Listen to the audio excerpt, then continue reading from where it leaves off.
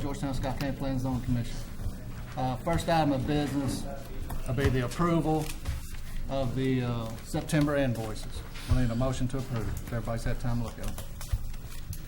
I'll make a motion to approve. Motion by Mr. Caldwell. Second. Second by Mr. Wiseman. All those in favor? Aye. Those opposed? Motion approved. Second item is the approval of the September 10th minutes. Any changes? Amendments? Not, we need a motion to approve.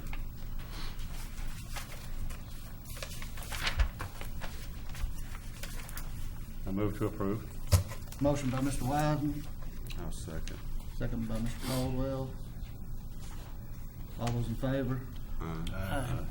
Opposed? Motion approved. Approval of the October agenda. Chairman, we have one item to add to the agenda.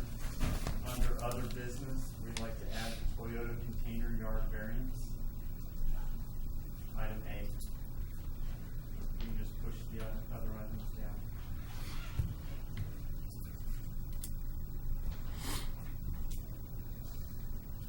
So we have that one change. We'll need a motion to approve the agenda. I'll make a motion to approve. Motion by Mr. Solsky, A second. second by Mr. Moran. All in favor? Those opposed? Motion's approved. Items for postponement withdrawal. I think we got a couple, don't we? Yeah, no changes, just the two withdrawals. Just the two withdrawals already, so. And then a consent agenda. We had one item eligible for consent, the Country Boy Brewery preliminary development plans eligible. Is there anyone here to speak on the Country Boy Brewing application other than the applicant? If there's no opposition to it, then that's eligible for consent. Do I need a motion to approve, please? I'll make a motion to approve. I'll second it. Motion by Mr. Solsky, second by Mr. Wiseman. All those in favor? All those in favor? Aye. Those opposed? Motion approved. Country Boy, could you come up and see the attorney, please?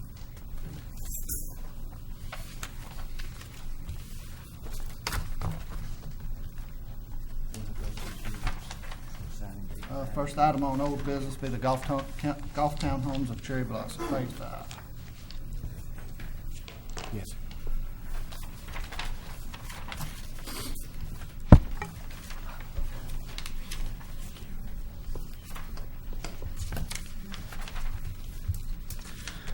All right.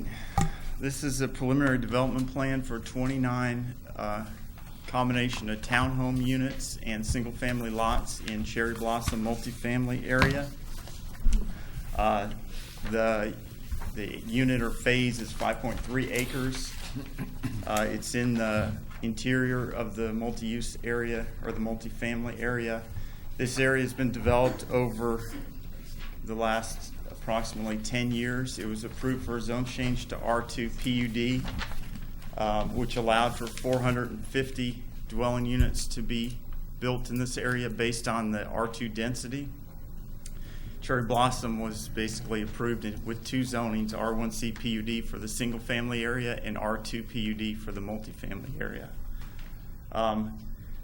The first master plan that was approved by the Planning Commission basically reduced the density that was proposed in this area from 450 units to about 192 in that range, which was to be a combination of townhomes along the golf course with views of the golf course, and then single-family attached duplexes on the remainder of the lots.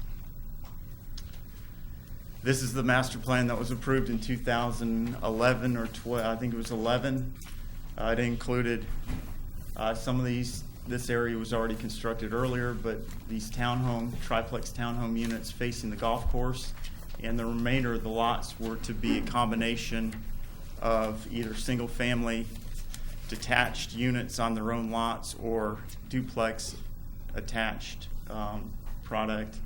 And that's essentially what has been constructed on the earlier phases. So at this point, we've had phase 1, which was townhomes, phase 2, which was townhomes with rear access garages, phase 3 and phase 4 were combination of single-family duplex. And what you're reviewing tonight is phase 5. It includes the extension of the lots along this road, which is already constructed to the turnaround here, and the extension of the road to the next intersection, and approval of these 14 townhomes along the golf course and these lots along the existing public road. This is the preliminary subdivision plat and preliminary development plan.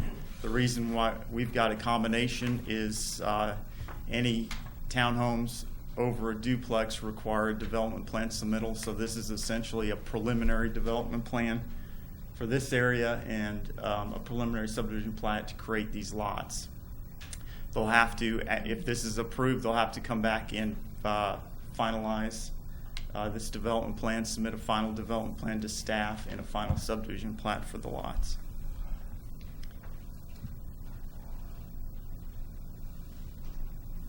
Let me go back. Can you go back one? The layout essentially follows the master plan that's already been approved. It meets the underlying density for R2. It meets all the townhome requirements as far as lot size and building area coverage. We have a few minor concerns that I addressed in my staff report, and those really have to do with these smaller, narrower lots. A portion of this property was platted previously in the previous phase, and it wasn't built on, and the road was extended, so they're going to incorporate it into this future phase. But these two first lots are a little bit narrow for single-family homes. They're under 50 feet. They're 40-some feet with the 7.5-foot setback, side setbacks. Those lots may be a little narrower to get the product that's been built in the previous phases. So we're recommending that on these lots, they be reserved for duplex townhomes, or they be widened to a minimum of 50 feet in width, which is the average width or the minimum width in the previous phases. And then there's another lot, 50A, that's a little narrower as well. So we're recommending that those either be widened to at least minimum 50 feet and a minimum of 5,000 square foot in area to kind of match up what was built previously, or those be reserved for townhome units, and I mean for attached duplexes. If the units are attached, then there's only one side yard, so it kind of opens up more buildable area. The other concern is with this phase 1 of the townhomes included a private street here that's connecting into this new public road into this new phase. And I kind of misspoke at workshop. I kind of tried to explain the fact that we have a private and a public road within the same right-of-way, within the same length, and they're showing the end of the private road at the curb, at the radius of the curb, so that the whole length will be private. When I misspoke, I basically agreed with that strategy, just because so it'll be clear that the private road runs the whole length.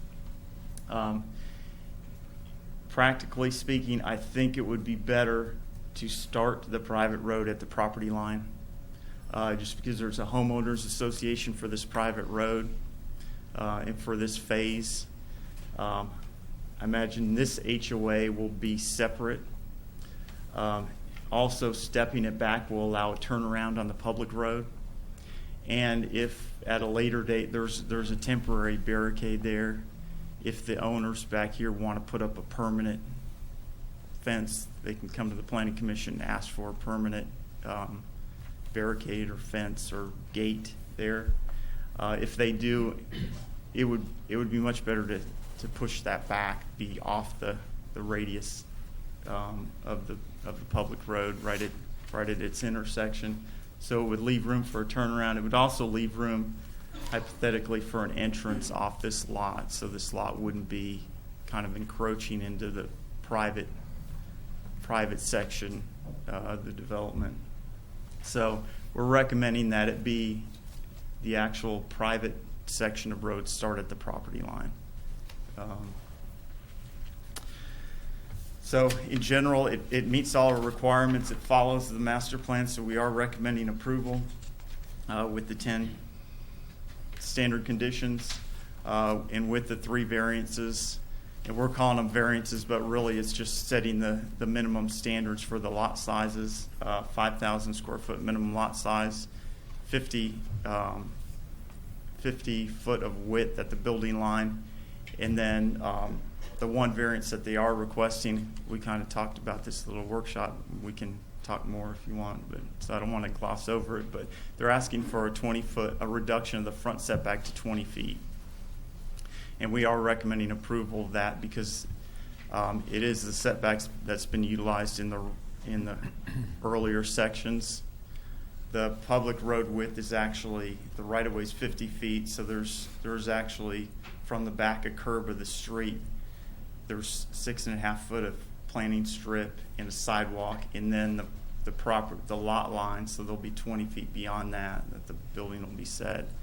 We'd like to see a minimum of 20 feet so nobody's parking across the sidewalk, but there has been granted 20-foot front setback in the earlier phases. I think that's all the other conditions, other than the city recently passed an HOA ordinance that requires developments that are phased to match their HOA restrictions to the nearest contiguous phase of the development. So this section will have to essentially follow or mirror the HOA requirements of the previous phase, which I would say was phase 4.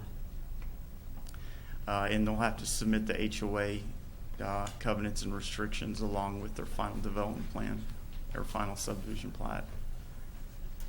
And that's, I believe, condition 8.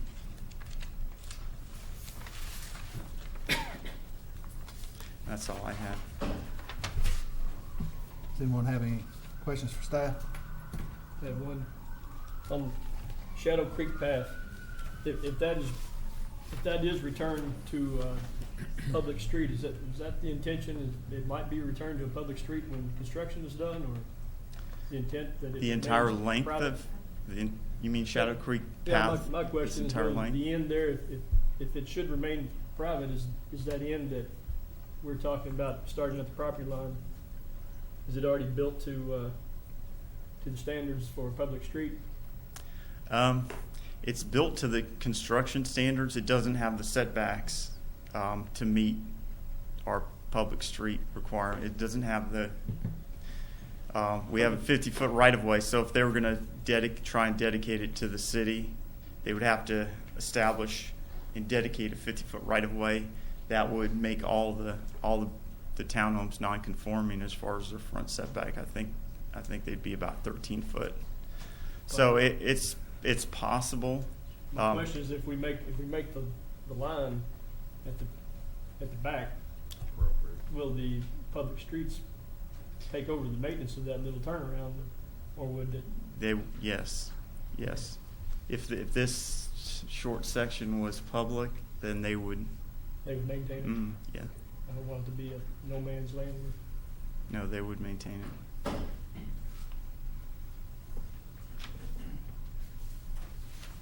Joe, on that condition number 1, after they get to their 100th unit, where they have to Yeah. Make the guess, connection to improve Old Ox. out there on Old Oxford. Is there a set amount of road out there that they have to improve? Because I don't really know where their property is out there. I don't think I can go back. Oh, there we go. I don't know if you have an aerial or not.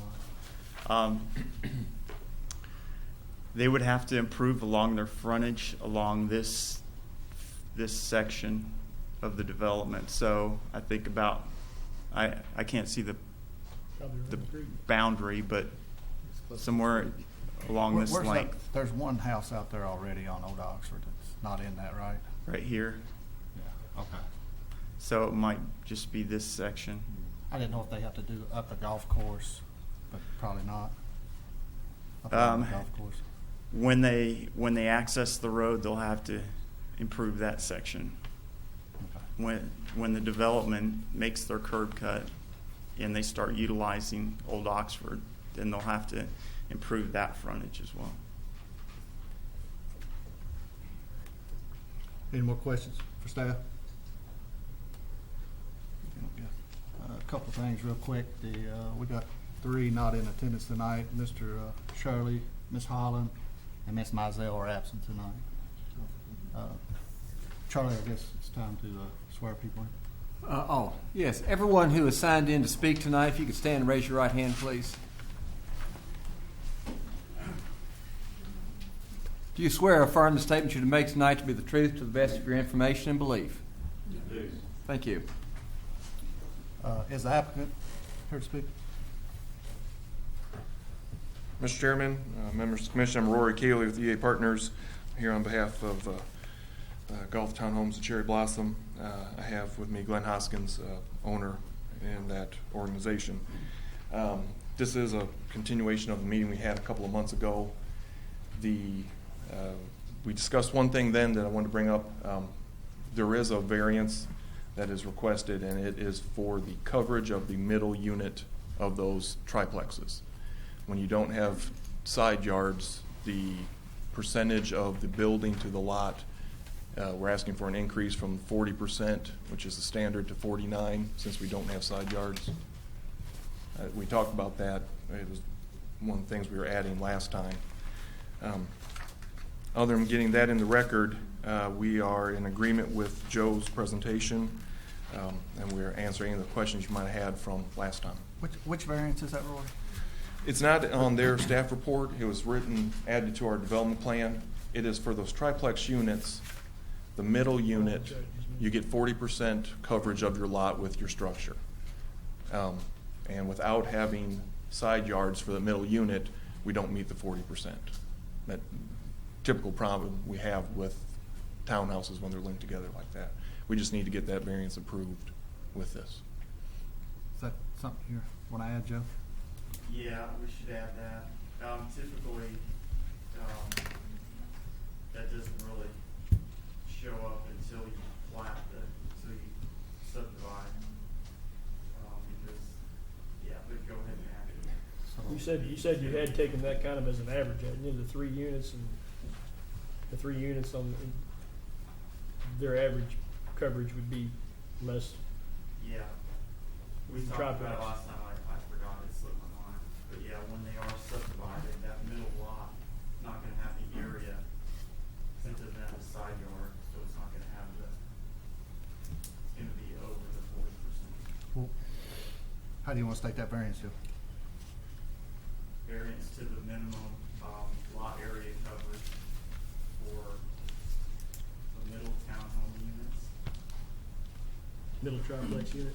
the middle Yeah, triplex triplex. townhome units.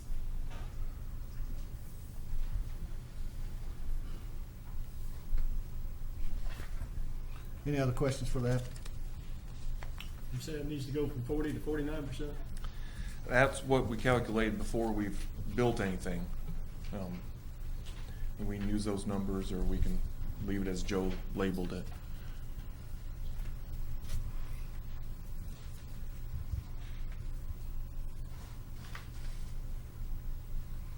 I don't guess there's any further questions. Is anyone else here to speak on that, Charlie? Is there anyone else here to speak on this application? Yes, one person there in the middle. Thank you. My name is Paul Kemper. I live on Riviera Drive in Cherry Blossom. A few weeks ago, when this issue was brought up, the developed proposal, I issued an objection to this because of the situation that the entire Cherry Blossom subdivision, there are only two ways in or out of this development: Oxford Road and Blossom Park Road. Both of these roads intersect with Connector Road. Now, when you have a development the size of Cherry Blossom and people are coming and going, and now we have Toyota changing shifts, Connector Road becomes a bottleneck, and you can't get in or out of the subdivision during that particular time.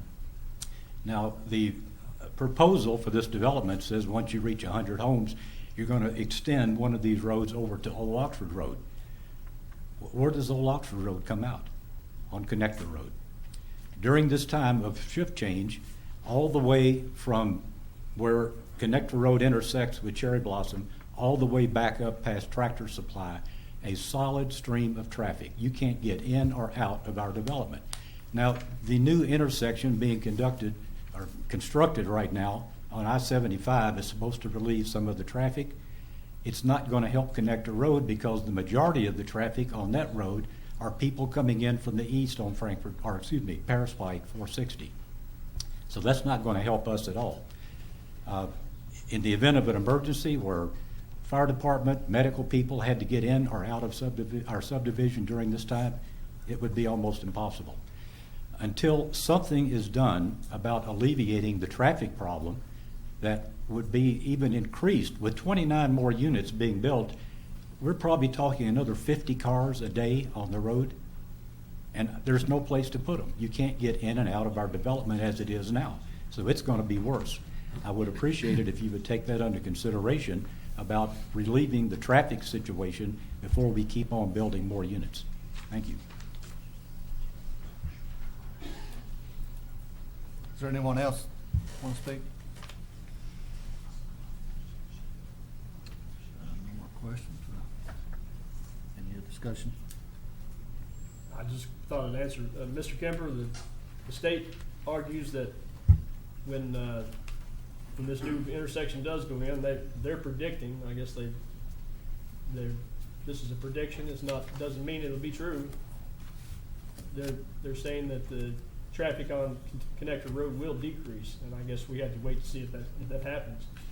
But at this point, we can't change anything on the roads. That has to come from the state transportation. I understand. Has there been a traffic study to see where this traffic is coming from? And they did we looked through a lot of more recent traffic studies, and we are hopeful that this new intersection does alleviate some of the traffic on Connector Road. In the meantime, we go ahead and keep building and just hope. Thank you. I think to answer your question, it just shows what the traffic was on a given section of road. It didn't say where the cars were coming from. Right, I understand. No, it didn't do that. No.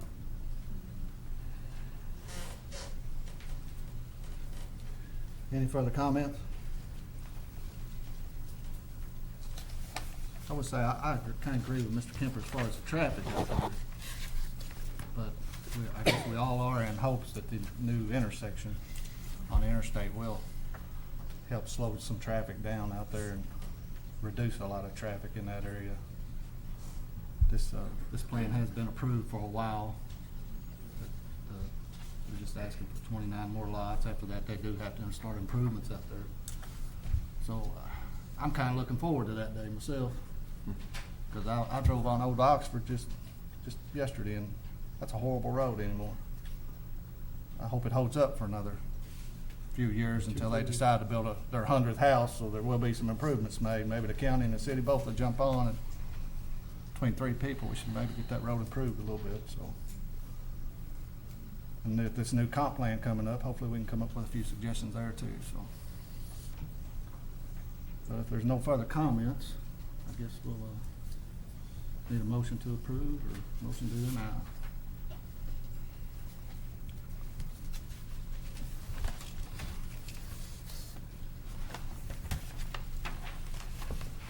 Mr. Chairman, I would recommend approval of this of this plan,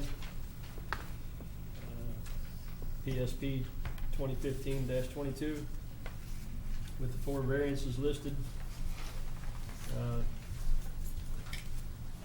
Variance number one, reduction of the front setback from 30 to 20 feet. Two, reduction of the minimum width for single-family lots.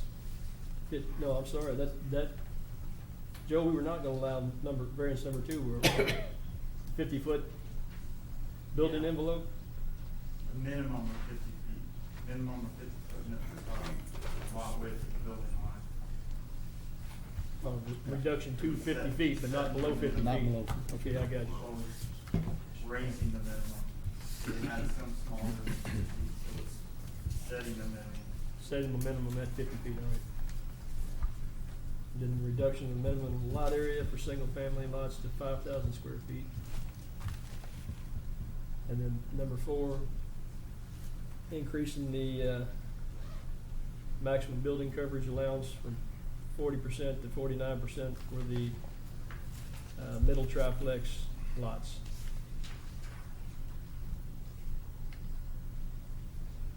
Plus the conditions of approval. Oh, and I'm sorry, and also including the conditions of approval, number 1 through 11.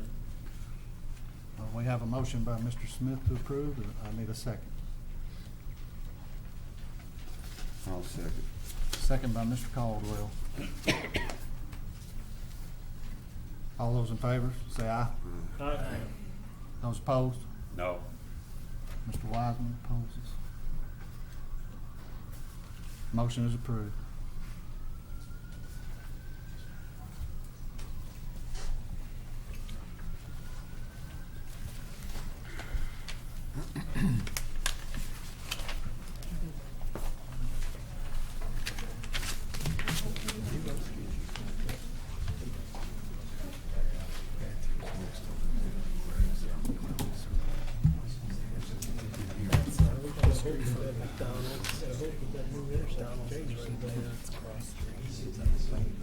Next on the agenda is the Windsor Gardens expansion.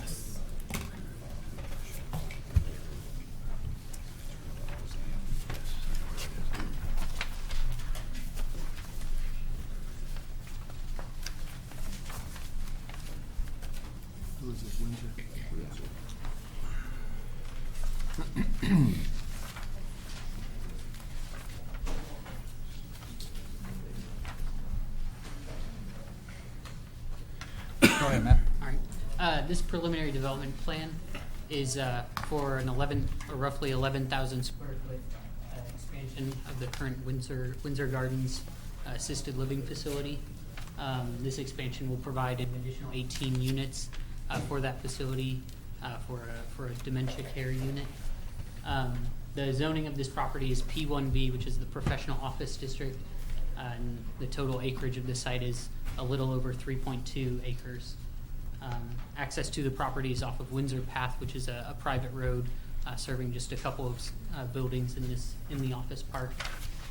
There is one variance requested along with this application, and that's to reduce the minimum size on the individual assisted living units within this expansion. This is an aerial photo of the current development. This is the facility here. The proposed expansion would come out here on the northwest side of the building. So the current access is here off of Windsor Path, which intersects with McClellan Circle down here to the south. The shaded gray areas are the new proposed parking areas with a pull-through drop-off area here. They are proposing adding additional sidewalks here and here along the side of the new proposed building for pedestrian connectivity. We are asking as one of our conditions that they provide a little additional sidewalk here. Actually, let me go back to the previous one. As you can see, there's an existing sidewalk leading to the Hammerhead turnaround area. So we're just kind of asking that they provide a little additional sidewalk connectivity to connect into their system, which will allow pedestrians, access through the site a little bit better, and possibly one day a connection down to the intersection. They are proposing to move. There's a dumpster that kind of sits, I think, about here on the existing site. That'll be moved up here, closer to that turnaround area with the bollards, separating the private street from the residential subdivision to the north.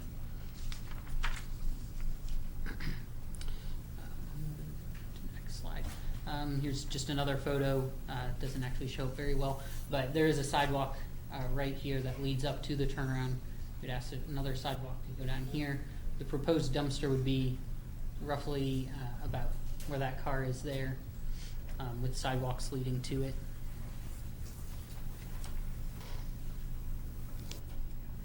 This is the landscape plan that the applicant submitted. The proposed plan meets all of our landscaping requirements. With the addition of this sidewalk in the rear, they will be taking out some of the existing landscaping, but they are showing that they are going to provide new landscaping to screen this property from the residential properties that neighbor it. That landscaping that they're showing meets all of our requirements, including trees spaced every 40 feet and a 6-foot tall hedge. They are showing some additional trees within the project site that, are not necessarily required, but help the project site to exceed our canopy requirements that were passed recently. I'm recommending approval of this project with approval, also recommending approval of the variance that they requested to reduce the minimum unit size for assisted living. The 8 conditions that I'm recommending with this approval are all very standard for all of our development plans, with the exception of the 8th condition, that is for the sidewalk, the additional sidewalk connection. Excuse me. And that's all that I have. Any questions for Matt? You did say that condition was covered in condition number 8? Yes, the additional sidewalk connection.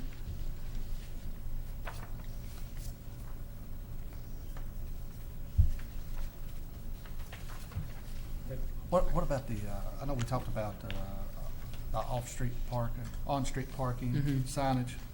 Is that part of something they have to do, or? Yes, I mean, as part of this, I don't know at what point on-street parking actually started, but from what I was able to find, I don't know that on-street parking was ever actually approved or permitted for this area, but I know there is on-street parking that kind of occurs through this stretch here. What this older photo doesn't show is that an additional parking area was actually added up in this area that it actually shows up in the photo that I have here. So there's a parking lot that was added with one of the office buildings that's kind of to the right on this photo, or on the west side. But you can see there's some on-street parking though that occurs along that narrow private street, and with this, that on-street parking would go away. There wouldn't be space for it, and I believe the applicant was proposing to put up signs. We talked about prohibiting signs in about the it. workshop. Prohibiting it, yeah. I didn't know if that was in the conditions of approval, or? It's not specifically in the conditions of approval, but I would be open to adding that for sure. Does anybody else want to see that in the conditions, or? Or put that as condition number 9? Or Yeah, we could add that as no condition number parking 9. signs?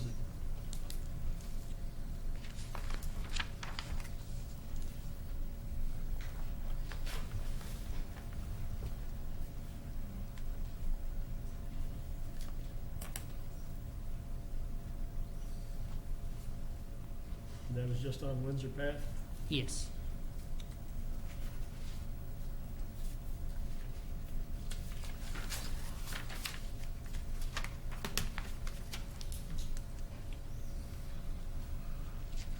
Any other questions, comments for staff? Thank you, Matt. Is the applicant? Good evening, Josh Line with Clover Engineering. We're the civil engineer for this. Well, we'll get to you in just a second. And we agree to all the conditions. We think we're good to go. I got one question for you on these, on the square footage for the rooms. Is that pretty typical on this kind of Yes. setup? I know it's a Yeah, so special. this is more so, I combo. believe, more memory care driven, and that's more typical with the smaller units. Okay. Any other questions for that? Thanks, sir. Thank you. Now we'll have any comments from. Yes, sir. That's my property right here. You state your name, please.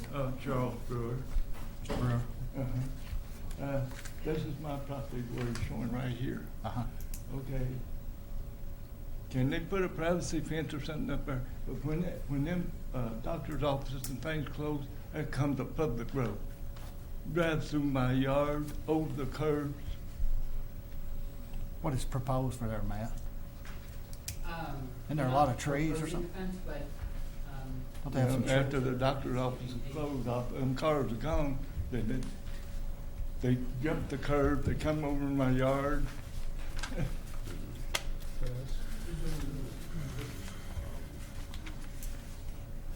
as you can, so that little parking area is right here. So they're gonna move the dumpster that's on the site, over to this corner, and there will also be trees and shrubs along here. So, I mean, at least as far as this side, on your side of that turnaround, it won't be very, I mean, I don't know how they would get through without hitting a tree or a shrub or the dumpster, once. But we done had them drive through there, they done knocked them concrete barriers down. I don't know what you can do, if they're willing to drive over the barriers, the concrete barriers, and notify the police. Yeah, when the police come down there, they didn't catch the people. I mean, they left the car down too, they got it down. Matt, can you all clarify where his property is located? Is it Yeah, right, absolutely. His is this property right here. right there? Yeah. Yeah. So you can probably show my house on Can we, So he's up on Fairfax. there. I live on. Yeah. So they've got to break through to get to your, oh, gosh. can we put up, Some kind of what is there now? privacy, There's something concrete there? They'll just bring nothing on the other part. It's just block, barriers right Excuse me, there. excuse me. Yeah, see, that's my house there. Hey, Matt. Yeah, if he could come up. So Matt, I guess I got a question. I guess this is commercial property, right?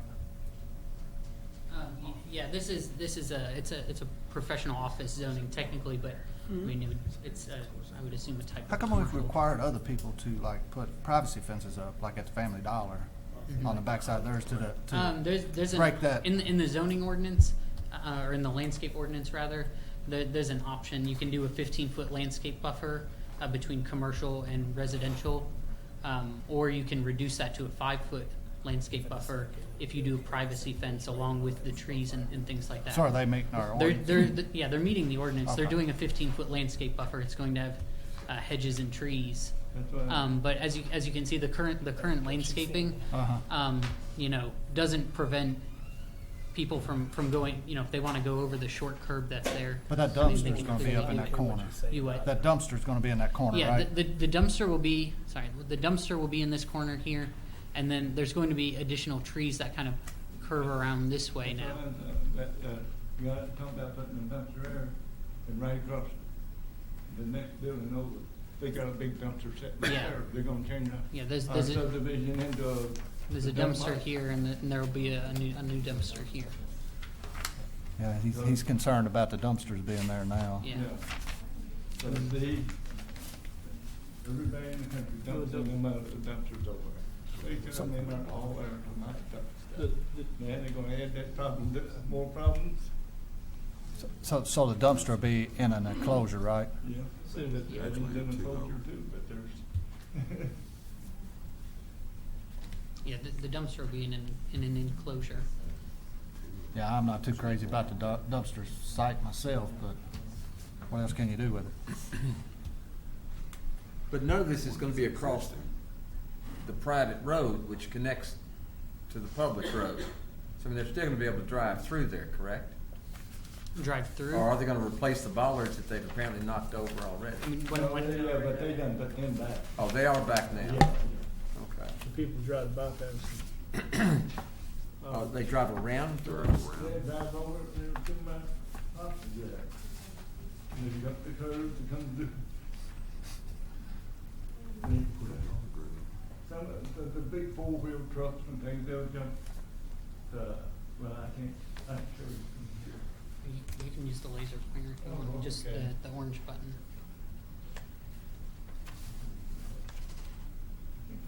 Here. Oh, there it is. Right here, they'll come through, and jump that right here. Right there, they'll jump over that. Then the cars will come through here, and jump the curb and come around through my yard. Cause it's a little higher where the turnaround is. The car can't get through it. But the wheels jump up on the curb down here and come through my yard. Put a guardrail or something? Yeah, Well, I think the bollards was mandated by the fire department, wasn't it? Was that the case, Charlie? You remember that? you can walk through or bicycle through. They wouldn't allow it to be closed off. And so the compromise was put in the bollards, which the fire department could knock over if they needed to. Not that others were supposed to knock over. Concrete, post out there now. Steel post. Well, I think once they get the dumpster location in there, it'll keep people from coming through your yard. But like you say, now you got two dumpsters up there Yeah, coming they're gonna have two dumpsters, I mean. late at night, or early in the morning, or whenever they decide to come, so. We're gonna look for a way to get through. Then they take the dumpster over on this other end. That would have to be a question for Matt, I Oh, don't. sorry, say that again. And they can punch the dumpster on the other end. On this end, Yeah. I mean, there's not a drivable area over to that side. I know they use this side for drainage. As you can see, they collect the water and it comes down this way and drains out the street drainage here. Yeah, they got a range up there on our end, but it don't work. Yeah, It's so it's that's about 8 small. inches above the street. And the water, when me and my son there had to get out every year and shovel the dirt. Just to try to keep it clean down. So the drain is about 8 inches above the road, going uphill. Okay. Thank you, sir. So I would like to have a privacy fence or something put through it. Okay. I mean, if that's something the commission wants to ask the I applicant. would be willing to ask, yeah. Ask the Would the applicant. applicant be willing to put a privacy fence up at least along Mr. Bruin's? Sir? I don't know that anybody else would be requesting at this point. I don't believe that would be an issue. It would just be additional to of course, the landscaping shrubs and the dumpster. I think, like we said, it would alleviate a lot of this problem. But just along his portion, I don't see an issue with that, a wooden privacy fence. It sounds like there's a history there of people trying to cheat the system, get around. So Well, and if they'll knock over bollards, they'll knock over a fence, so, they Well, might make it a little harder. yeah. So I don't see that's an These issue. guys are drinking. That's something we could let They staff work out come with. through our- Yes. I think so too. Yes. Hey, Matt, is that something you could work out with the developer as he's developing his property? Yeah. To work with the landscaping and the fence, Yeah. to help everybody out in that situation? Who's supposed to take care of that turnaround? The city or who? So we have to get out there, clean the debris out where it rains and everything washes down. On your side, or, On that's a city? Yeah, that's city street on your side. It's private on the, Well, southwest side of that. We ask them, we don't know. I think Well, city should be taking care of yeah, public that's, works. that's, We don't that's know public whether it's street. a city property or, You can tell them next time that's a city street. and then we get out there, 2 or 3 times just shoveling debris and stuff out of the street. Mm-hmm. I didn't know whether somebody else was responsible for that or. Is there anyone else here to speak on this application? Not, y'all have any more questions, comments? I wrote it down as number 10 as a condition that the applicant to work with staff on the placement of the fence and maybe some landscaping can be Possible changed out or landscaping. something. Okay. So, just to make sure we're following our ordinances. That'd be condition number 10.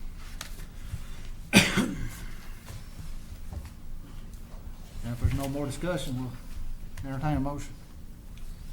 I'll make a motion to approve this application. Motion to approve by Mr. Moran. I'll need a second. That's with one variance and And 10 conditions. one variance and 10 conditions. God second. Second by Mr. Smith. All those in Oh, favor? excuse me, Mr. Chairman. You said 10 conditions. Now, the ninth one you talked about a moment ago was posting Windsor Path, no parking. No bargaining. All right, what's the 10th one? To work with staff on a possible privacy Fence fence or. Oh, well, yeah, I just thought the chair just directed that to be done. All I thought we was gonna. right, well, we'll make it a condition. No, that's fine. All those in favor say yes. Yes? Yes. Those opposed? Motion approved. Thanks, sir.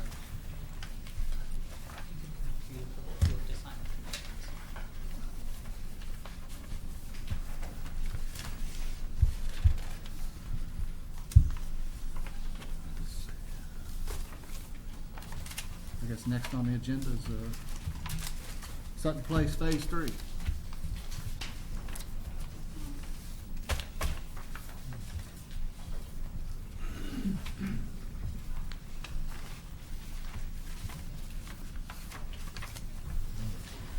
All right, this next application is a preliminary subdivision plat for Sutton Place Phase 3. This section will have 77 single-family residential lots as proposed. The zoning in this location is R2 PUD, which is a planned unit development. The site is 20.5 acres gross, 16.86 net. In terms of access, Sutton Place will be the primary access at this point, but in the future, this would also connect to Pleasant Valley Drive and 2 other local streets that will connect to future phases within Sutton Place. I just have a couple of an aerial and then also a zoning map just to help you get familiar with where the site is located. You can see this is the Amerson development that has kind of yet to start but is forthcoming. Lemons Mill Elementary School is here. You've got Harmony Ridge, and then the northern phases 1 and 2 within Sutton Place. And then phase 3 is located here at the intersection of Sutton Place Boulevard and what will be the intersection with the extension of Pleasant View Drive.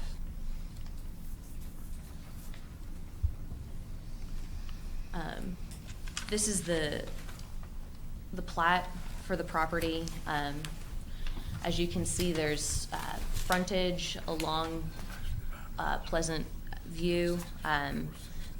This portion of the property originally was not proposed to have frontage, but back in 2002, there was an amendment to the plat that showed lots in this location. I'm going to talk about that a little bit more on some additional slides, but I just kind of wanted to show you this area. There have been a few more lots located in this location than what had come to the commission back in 2002. Sutton Place runs north-south, and this section is a 41-foot wide section.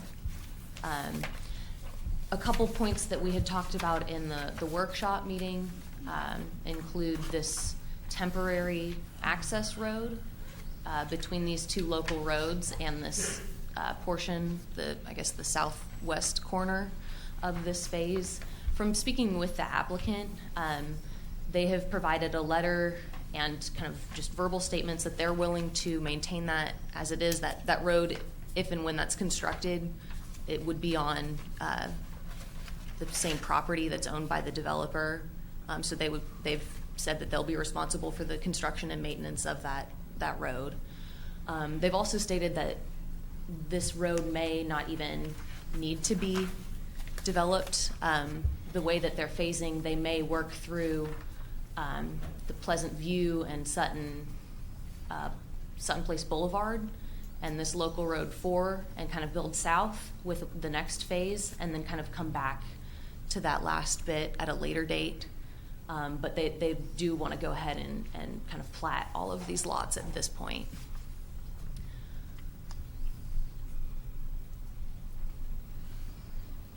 Did that work? There we go. So first I wanted to just talk about Sutton Place Boulevard. As I mentioned, this is the road section proposed for Sutton Place. As it's shown, it's following an older version of a collector road width, and it shows parking on one side, and they've said to match the existing street section to the north in phases 1 and 2, and currently parking is shown on the east side of the road, and there's some signs out there to that effect. But our collector street standards have actually been reduced since this was first designed, and the current standard is now actually 33 for a collector.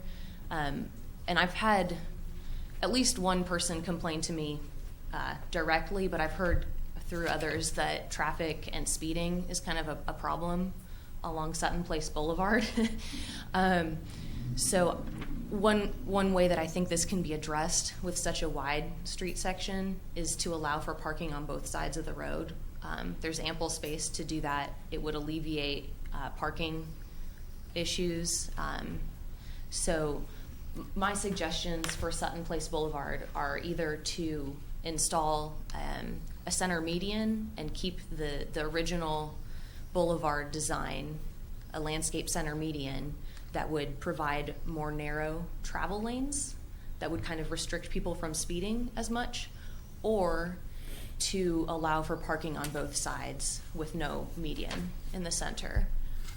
I think that second option is probably the most interesting one to the applicant. I think that's what they're going to be in agreement with. It's more consistent with the remainder, or the Phase 2 portion of Sutton Place as it's built. Phase 1 has some center medians, but they're kind of broken up and it's not consistent throughout. So I think this would be the closest to what's immediately surrounding it. One other thing that I'd like to see addressed with the street sections is bringing back street trees.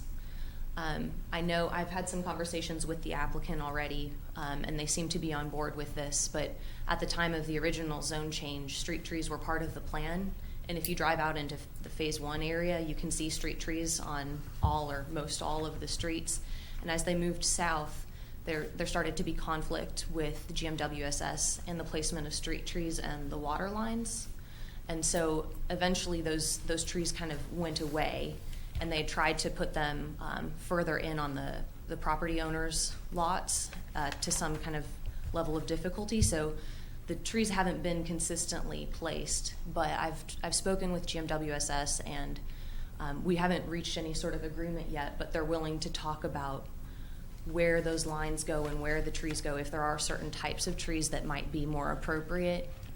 And so they're willing to have that conversation, and I think what we could do is just state that would be finalized by that final development plan time, just either whether we have to make a larger easement to allow for, side by side, or if there is some way that we can place one over the other.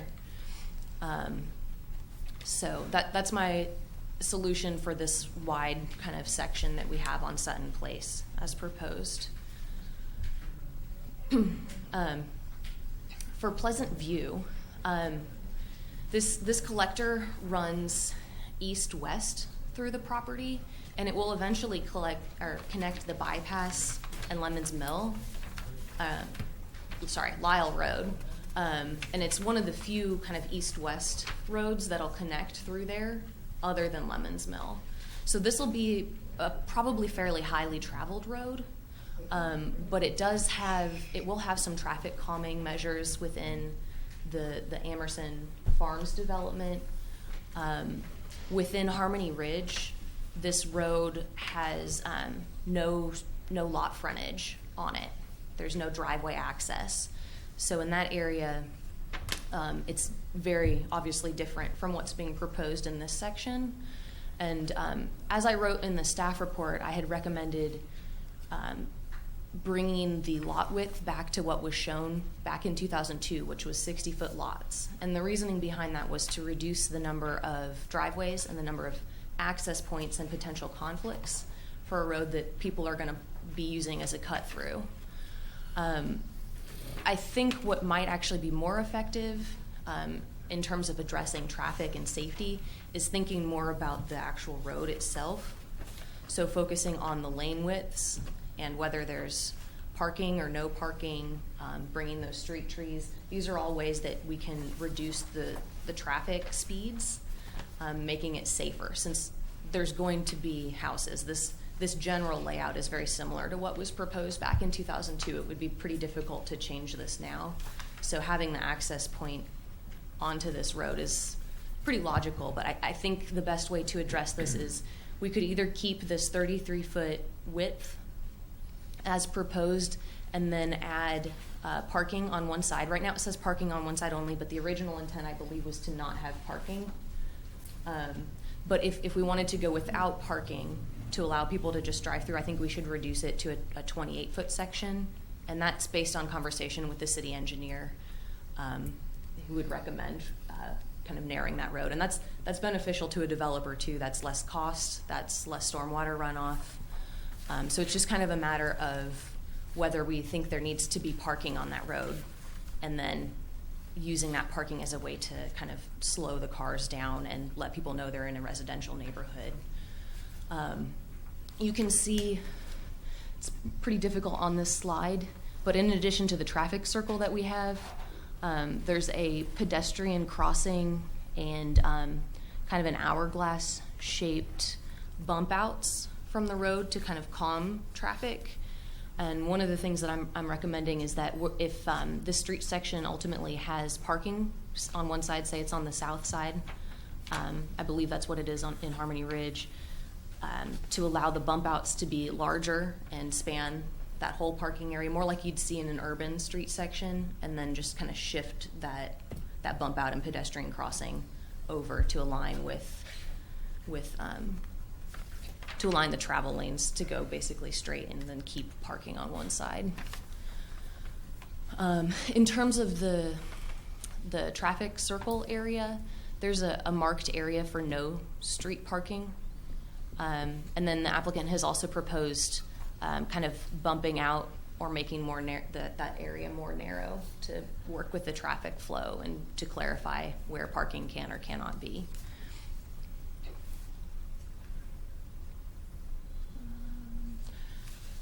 One of the things that I figured we want to talk about was the lot width. When this first came, or when it last came back in 2002, there were a range of lot sizes, but along Pleasant View, they were 60 feet or larger. As a PUD, it's a planned unit development, there's opportunity for flexibility. With some of their design, they've been going with street trees, open space, things like that. You give kind of either density bonuses or allow for smaller lots or changes in setbacks. And the lot sizes that they've proposed are all either 49, 55, or 63 feet in width. And they are typical and comparable to the lots in the surrounding area. These are existing homes built on similar sized lots. So you can see the type of product that would be built on each of the lots. They also provided some photos which have been handed out to you showing several different building types that would fit on each of those lots with the 7.5-foot setbacks. So the lot setbacks that are proposed are slightly less stringent than the standard R2 setbacks, but they're looking for 25-foot front setbacks, 15-foot rear setbacks, and 7.5-foot side setbacks.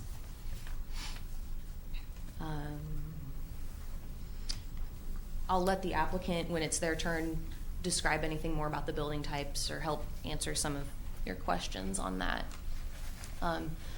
So with everything that I've said so far, we found that it's appropriate to recommend approval for this plat. I think that as long as we can arrive at a satisfactory kind of conclusion for the street sections and parking, the provision of street trees, that it would be appropriate to strike what I wrote as condition number 1, which was that requirement for the lots along Pleasant View to be 60 feet wide. I think that we can deal with traffic enough to kind of keep the proposal that they've submitted. I think we can make that work. So I'm recommending basically everything that I had kind of previously included, which other than number 1 and the addition of number 10, but I just wanted to go through. There've been three ordinances that were passed within the last few months through the city of Georgetown that this application will now be subject to. Those are conditions 3, 4, and 5. And those are having canopy standards, which the applicant has already worked through with me. And that can either be addressed with the street trees, or if those don't end up being part of the discussion, they've said that they'll meet that minimum standard with at least 2 trees per lot. There's also a stormwater management plan that needs to be established and worked out with the city, as well as HOA documentation, which you heard about on a previous application. Somehow I managed to skip over number 2. My bad. Condition number 2 was basically that we would work out, based on the discussion that we have this evening in terms of the street section, the desired street section, we kind of come to a general consensus tonight, and then by the final plan, we'll make sure that that is implemented on both Sutton Place and Pleasant View. And so that would include the width, the kind of width of the lanes, parking, whether there needs to be a median or not along Sutton Place, and then trees, as well as any other traffic calming measures, such as that mid-block crosswalk that we saw. Let's see. Conditions 6 through 9 are all very standard, so I'm going to skip those. Condition number 10 is one that I added based on our conversation on Monday night at workshop, and it's just a statement that the temporary connection between those that local 4 and local 5, if that is built, that will be maintained by the Dennis Anderson Sutton Place development. So if you have any questions for me, I'd be happy to answer them. I kind of like your condition 1 myself. I think we're trying to crowd too many houses into all these subdivisions, and I think the 60-foot lot was, I forgot now what you said your reason for backing off on that was. That's my question too. It's a flexible plan. Because there's already going to be so many entrances, I think that with good design, you can slow cars down enough. They'll be coming right up to a traffic circle or coming right out of a traffic circle. I think it's a natural place for people to either be slowing down as they're coming into that circle or speeding up as they're coming out of it. But if through appropriate lane widths and treatments on the road, I think that my primary concern is making sure that traffic and safety is addressed. And I think that, the number of lots would increase or decrease by maybe 5. And I don't know if 5 to 7 driveways maybe is going to be a substantial change or not in the level of traffic. But if we approve it now and they, in the future, extend that on across, maybe to over to Harmony Ridge or whatever, then we'd have to prove the 49-foot lots on across there too, then, right? Or, I mean, I would expect a variance on that too. I think that is called Lake Forest, if I'm remembering correctly. The preliminary that I saw on that section didn't have as many frontage access points as in this proposal, so I think you could phase between them. You know, with Harmony Ridge having none, Lake Forest having some sort of middle ground. And that's consistent with what's currently on their plan. And then allowing this, I think there's maybe 20 plus, I have to go back and count the number of lots.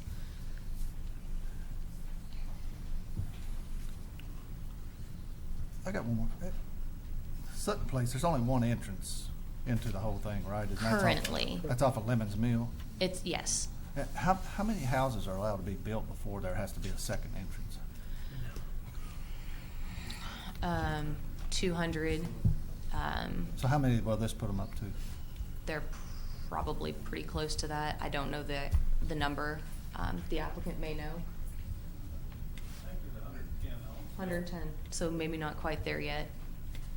This site, if you look at it, is going to be pretty well connected. It's hard to say, you know, it's hard to control the things going on around it, but this site itself has, what is it, 5 future or total connection, 4? So other than having this section wait until those other roads meet it, I don't know what else could be done. So would you say if they come back with another application, there's gonna have to be another connection to Lyle Road or I back don't over know across what to Lake Forest? Or? do you own to the east of this property? Yes, we did the preliminary, I'm Dennis Anderson. Yeah, come up and state your name, please, Mr. Anderson. When the preliminary plan was approved, there was a trigger point at which time we had to make the second entrance. I don't recall what it is, but it's in the records. We can look for it. We can look it up. That's why I thought it was 200. I was thinking it was that. I want to address the 60-foot lots. By varying the size of the lots, it lets us vary the product we build on it. And therefore, you get a more attractive streetscape. It also lets the home buyer choose a smaller or larger lot, therefore providing savings to those who don't want the larger lot. So, you know, it gives the home buyer more choice. It's going to make for a more attractive streetscape because it's going to vary the type of housing built along the road. Did we have any more questions for Megan? While she was still here? Our minimum lot size via the plan, comprehensive plan, 7,500, right? Yes. Okay. Because the question I had is, in 2002, via the preliminary plat, it was proposed as average to 8,400. We've brought that average down to 7,700 with the lot size being 63, a little over 6,300 square foot. You know, and smaller roads and houses that are crunched in. And I think I agree with Mr. Wiseman. We don't need smaller homes and smaller lots and narrow streets where, and that's the reason when we looked for a home, I struggled because there's too many cookie cutter homes that are being put here in Georgetown on top of each other. I guess I would just, I guess the opposite side of that argument could be that it's with a planned unit development, you kind of make trade-offs in the development, and at least from my personal perspective, if you're going to have smaller lots, I think having changes in those setbacks and variety within them creates, as Dennis Anderson was saying, it creates more of an appeal. And so I think there's an argument on both sides, but I think variety in the market is usually a good thing. This is yours. I guess one more thing, Megan, is that condition number 10, which I know the applicant has agreed to take care of the road if it's ever built, you know, that little temporary connection. Mm-hmm. But there will be letters of credit or a bond or something in place also to make sure, you know, not to say that anything's gonna happen, Right. but if the economy turns and somebody goes Condition bankrupt. I'm Mike Kraft with Anderson Communities, and condition 10 can be removed. We will not build that. So we will on the record saying that temporary road will not be built. What about your lots there then? We won't build those back with the cul-de-sac. Those won't be built until we finish phase 4. But we're gonna go ahead and They'll approve, come in at a different time. but we're gonna go ahead and plat them now? You can omit those from approval.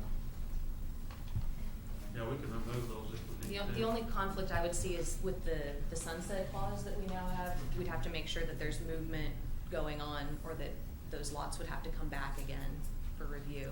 I would say remove them if they're good with that, just remove those lots from the plat. That'd be all those 10 lots,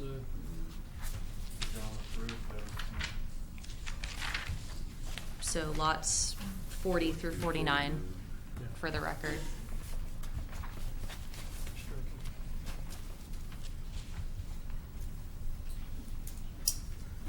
Is that a condition of approval, I guess? Would that be a condition of approval? You're not asking me. Yeah, that's right. Y'all, is that a condition of approval, Megan, or? I think if we state it clearly enough in the record, and we Doesn't can have change to. it to just state, the, Applicant has the question. 68 lots, Okay. approval for 68 lots, excluding 40 through 49 as shown on the plat. So do we need to change it up here in the recommendation for the 77 Sure. to 68? So change 77 to 68? Did I count right? I was guessing you did, huh? be 60. There's 10 of them, 10 my lots. bad, 67. That's 67.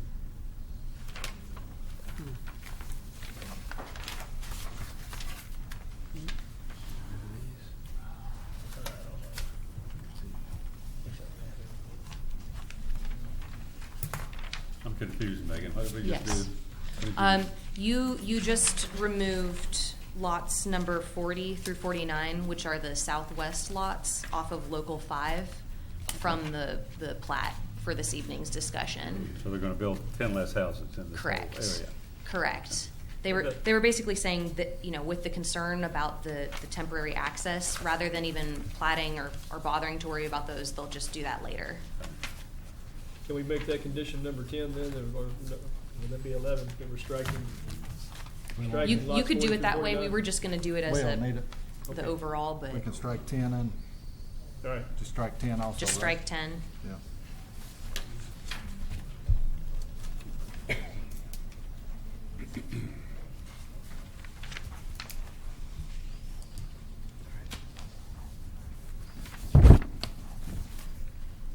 Are there any more questions for me? Any more questions? Any more questions for the applicant? Any more questions for the applicant? I guess, hear from folks, Charlie? Yeah, are people signed up to speak to this application? I'm sure I've got at least 2 or 3 on here. Did you have something else to say from the applicant real quick? Yes. I just I'm wanted to sorry. say that we're excuse in agreement with, working with the staff on the typical section, and we do want the street trees, so I'm sure we can come to some agreement on the typical section. We're for the parking and so, on the street, so. Okay. Thanks, sir. Yes, sir. Could you bring the slide back up and show the... Could you state your name and where you live at? I'm on the way here. Brian Barnes, I'm a resident of Cassidy Heights, Jolly McLean.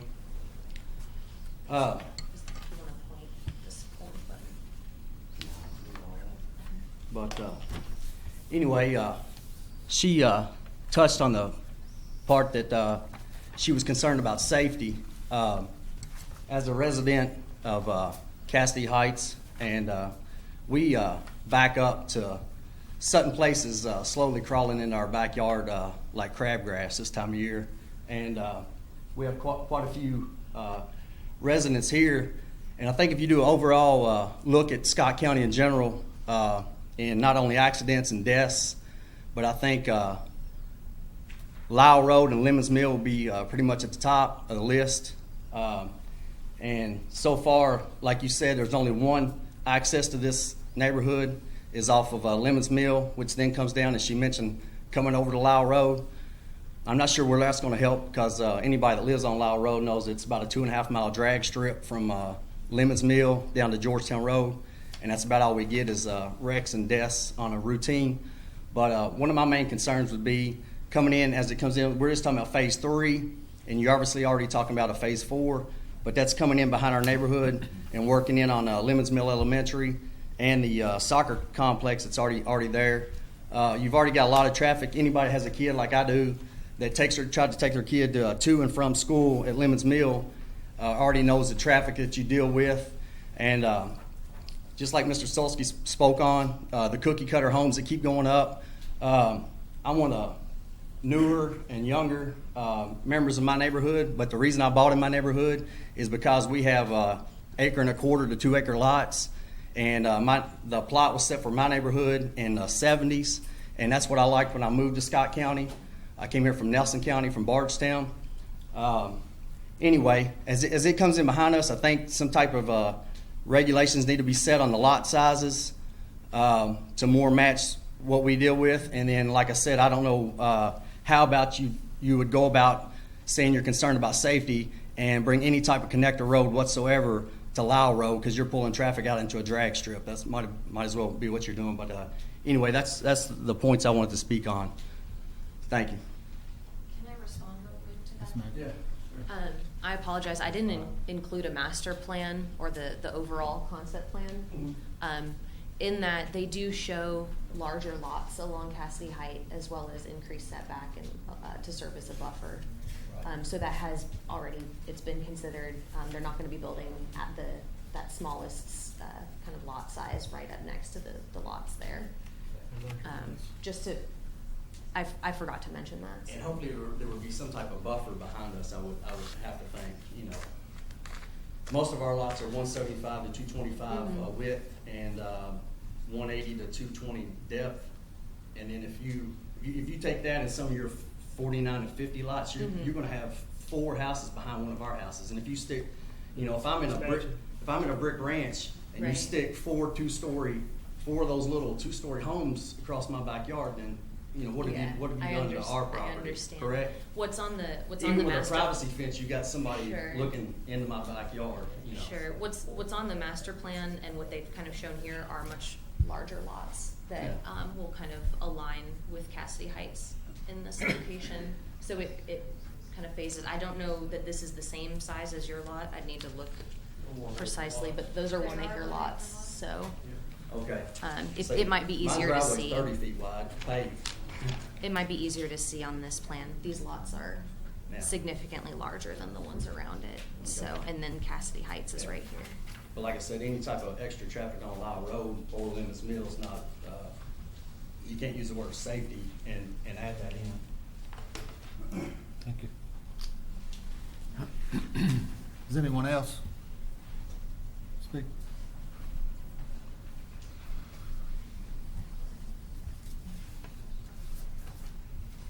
I'm Vernon Nunemaker. I live on 152 Sutton Place Boulevard, and where we live at is right at the intersection of Sutton Place Boulevard and Meadowcrest, which when we first moved there 3 years ago, there was only like 5 houses up in the Meadowcrest part there. Now there's like 35, 40 houses probably. And the traffic is getting pretty bad up there. And my concern was another way in or way out. But like the man said there, the Lyle Road is more or less just a drag strip, because people just speed down through there all the time, and it's very narrow too. And so I would think something ought to be done to Lyle Road too, but that may be a different issue. But and another thing I wanted to ask was, are these going to be homes be for sale or for rent? Or? These homes are for sale. Okay. I know when I bought my house 3 years ago, one of the selling points on on your website was that you did not build rental houses. We would not build rental houses there. I wouldn't sell to people who built rental houses, but that has happened there. So. We do not sell to investors. We retain ownership of those homes. We mow the lawns, shovel the walks, take care of them. Yeah, but still, people who rent and are transient, I don't think they care as much about the neighborhood as people who own houses there, and that's why we have so many people that are speeding up and down the road and drive cars with a lot of that make a lot of noise. They don't have good mufflers on them or whatever, or glass packs or whatever you want to call them. But coming around the Meadowcrest Drive there, or whatever it is, on the Sutton Place Boulevard, when they hit that straight stretch, boy, it'll roll you out of the bed just about. But anyway, that's all I had. Thank you. Can I add one thing to Lyle Road real quick? Going back to that comment, as far as bringing out any other traffic on Lyle Road, you have a easement for obviously the Interstate 75 state, and then Lyle Road borders to our neighbor's yard. So there again, safety. I don't know what you're going to get the state to give up in drainage, and I don't know how much closer you can move. We just had a crash that ended up with 2 vehicles in a front yard of a neighbor the other night on Lyle Road. So I don't know which way you'd go and widen Lyle Road. I don't think it's a possibility. Any other comments? Anyone in the audience? I wasn't able to sign it. Can I still speak? Yes, ma'am. Just state your name when you come up, please. Okay. Thank you for letting me do that. I really appreciate it. And do you swear or affirm what you're about to say to be the truth, best information, and belief? Yes, sir. Now, your name again, please. Michelle Simon. Michelle Simon. Simon? Yes, I live at 103 High Point Drive. I also moved in 3 years ago in 2012, and when I signed the contract, I signed that I would never rent my house out. And at the time, I thought that was a great benefit because it's going to keep the value of the houses up. Just like my neighbor just stated prior to me, on High Point and Meadowcrest, it's all rental houses now. I think I was one of 4 houses that were homes. One of those neighbors have moved because of problems with the rental homes around him.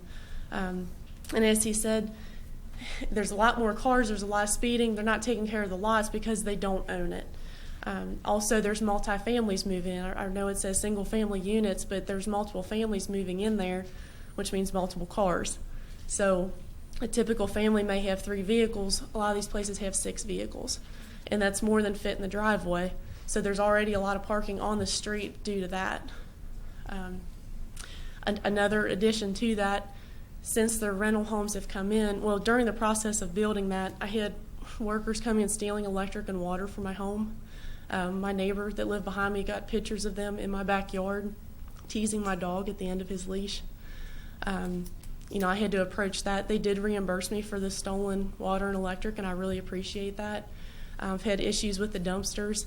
Out in the subdivision, I have to drive past 3 of them to get to and from my home right now. And as far as I know, the builders are responsible for cleaning up the streets because of the building material. I've picked up 3 nails. I had to replace 1 tire. Anderson did pay for that tire, which once again I appreciate, but there was 2 other tire patches that they will not pay. I mean, we're talking a total of $20, but there's no responsibility for cleaning up the job sites from that. And that's frustrating as a homeowner. And when I went to them, when I realized there were rental homes coming in, they had said that they were still in control of the homeowners association. I had asked, is there someone I can talk to about this as a homeowner myself? I was told it had to be 80% owned before a homeowner association was started in that subdivision. But the other part of that, and I went back and read the deed, it said if Anderson still owned 50%, they would still have control of that. So I guess my question to you all, and I don't know if planning and zoning has any say in this, but is there a way to make sure these aren't going to be more rental homes coming in here?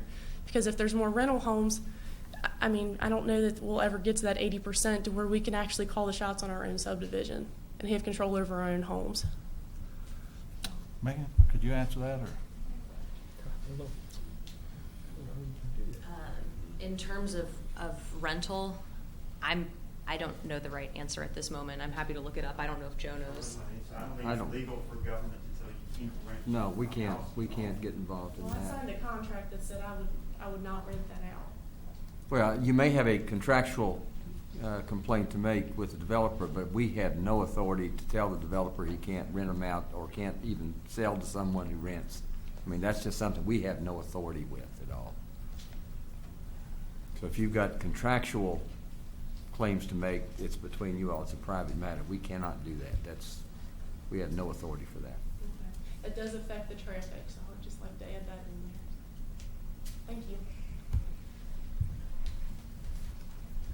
Yes, ma'am. Yes, ma'am.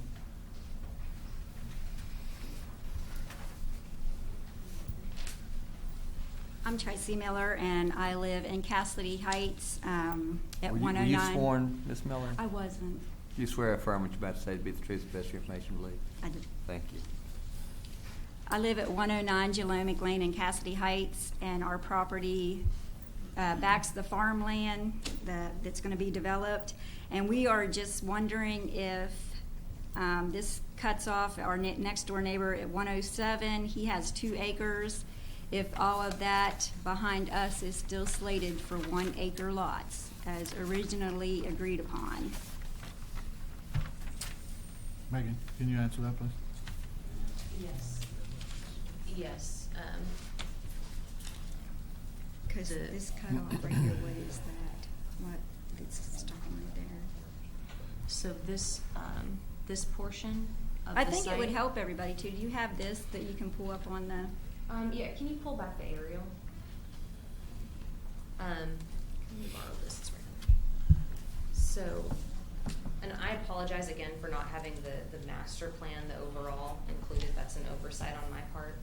But in this section, and I can flip to it in a second, those larger 1 acre lots are located here along Cassidy Heights, and that overall master plan shows that same 1 acres site or lots along Cassidy Heights. So all the way down? Yes.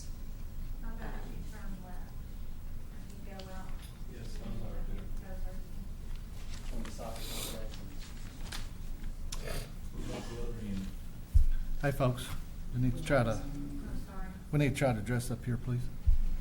All the We questions. have someone who takes all our minutes, so if we're near the microphone, it's easier for her. And I'd also like to know when that's slated to break ground on that, that's gonna be coming right behind us. It's more of a question for the developer. We will break ground as soon as the construction plans are approved. We're already, start November 1st of November.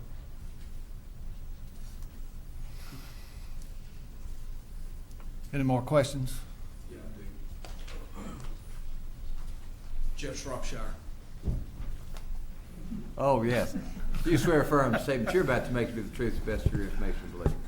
Thank you, Charlie. Yes. The little. It's right up there. You'll want the orange button to. So these are going to be 1 acre lots here. What about this side right here, Mr. Anderson?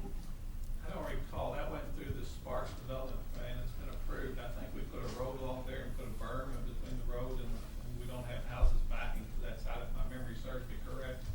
Well, I'm not for sure. Okay.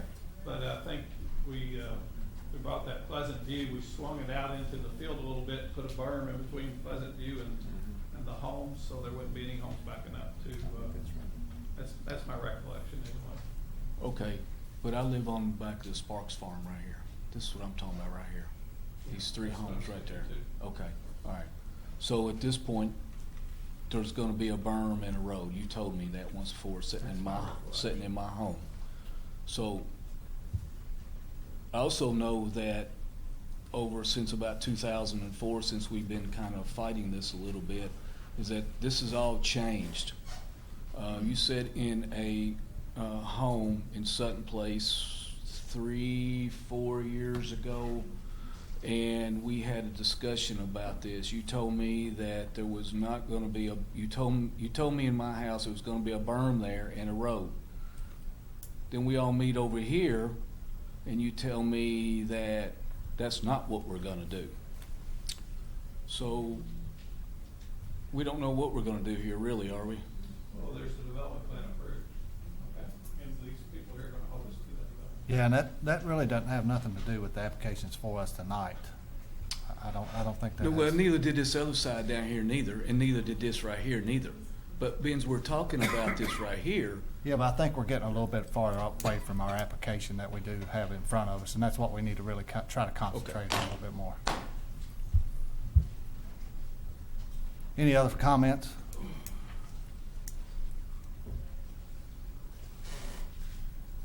Any further discussion from the commission? If there's no further discussion, we need a motion to approve or disapprove.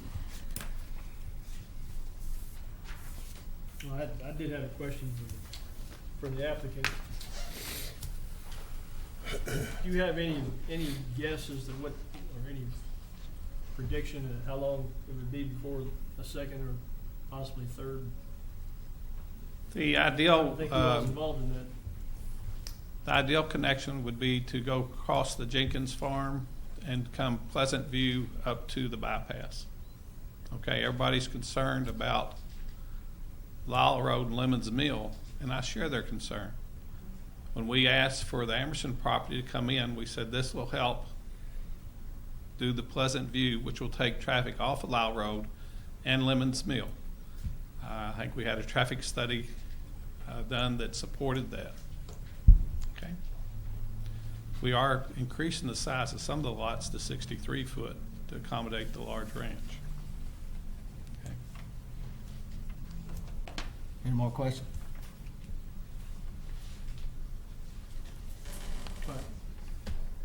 I forgot one other thing. You said you are in favor of the street parking on both sides of the street on. I think we're wanting one side of the street. On Pleasant View, one side, and then Sutton Place, two. Two sides of the street on Sutton Place. That's the way it is now, and we would like to continue that. I think it's always better to err on the side of too much parking rather than too little. You I can't agree. go back and add it. I agree. We agreed to the streetscape that Megan wanted. We agreed to the street trees. It's our company policy to have street trees. There's been a little discussion with GMWSS about where we locate street trees. We plant all our street trees in the winter. The developer does it, and we do it in the winters because the wetter soils and the trees get a better start, and we get a greater survival rate.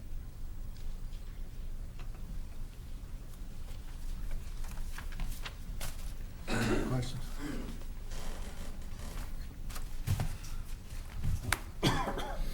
Mayor, I guess I just got one more question about condition number one. How do we need to state it, I guess? And how to what? That condition number one, I mean, right now it states all lots, frontage of Pleasant View. Striking it. Have 60. Mm-hmm. What are we doing, striking that one? Either, either you could choose to leave it in or complete, I would recommend striking it. I think that we can work out the issues with the safety by the other things that we've been talking about. So if you do make a motion, we need to You specify whether. specify which Specify way that. you want to go with it. With condition number one, because I know some people's not in favor of reducing the lot size, and some may say it's fine. So if you do make the motion, however your motion goes, make sure you. Was there anybody else that's going to speak on it? And then also, No. condition number 10 can also be Stricken. stricken from that Yep. as well. Any other questions, comments? If not, we'll entertain a motion.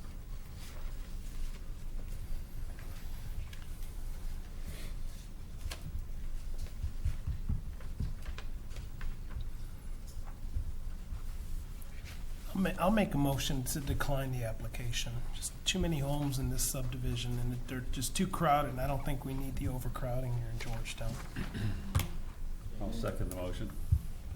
Motion by Mr. Solsky to deny, and a second by Mr. Wiseman. I'll do a roll call on it. So that if a yes vote is to deny, a yes vote is to deny. So Mr. Wiseman, Yes. Mr. Solsky, Yes. Mr. Moran, Yes.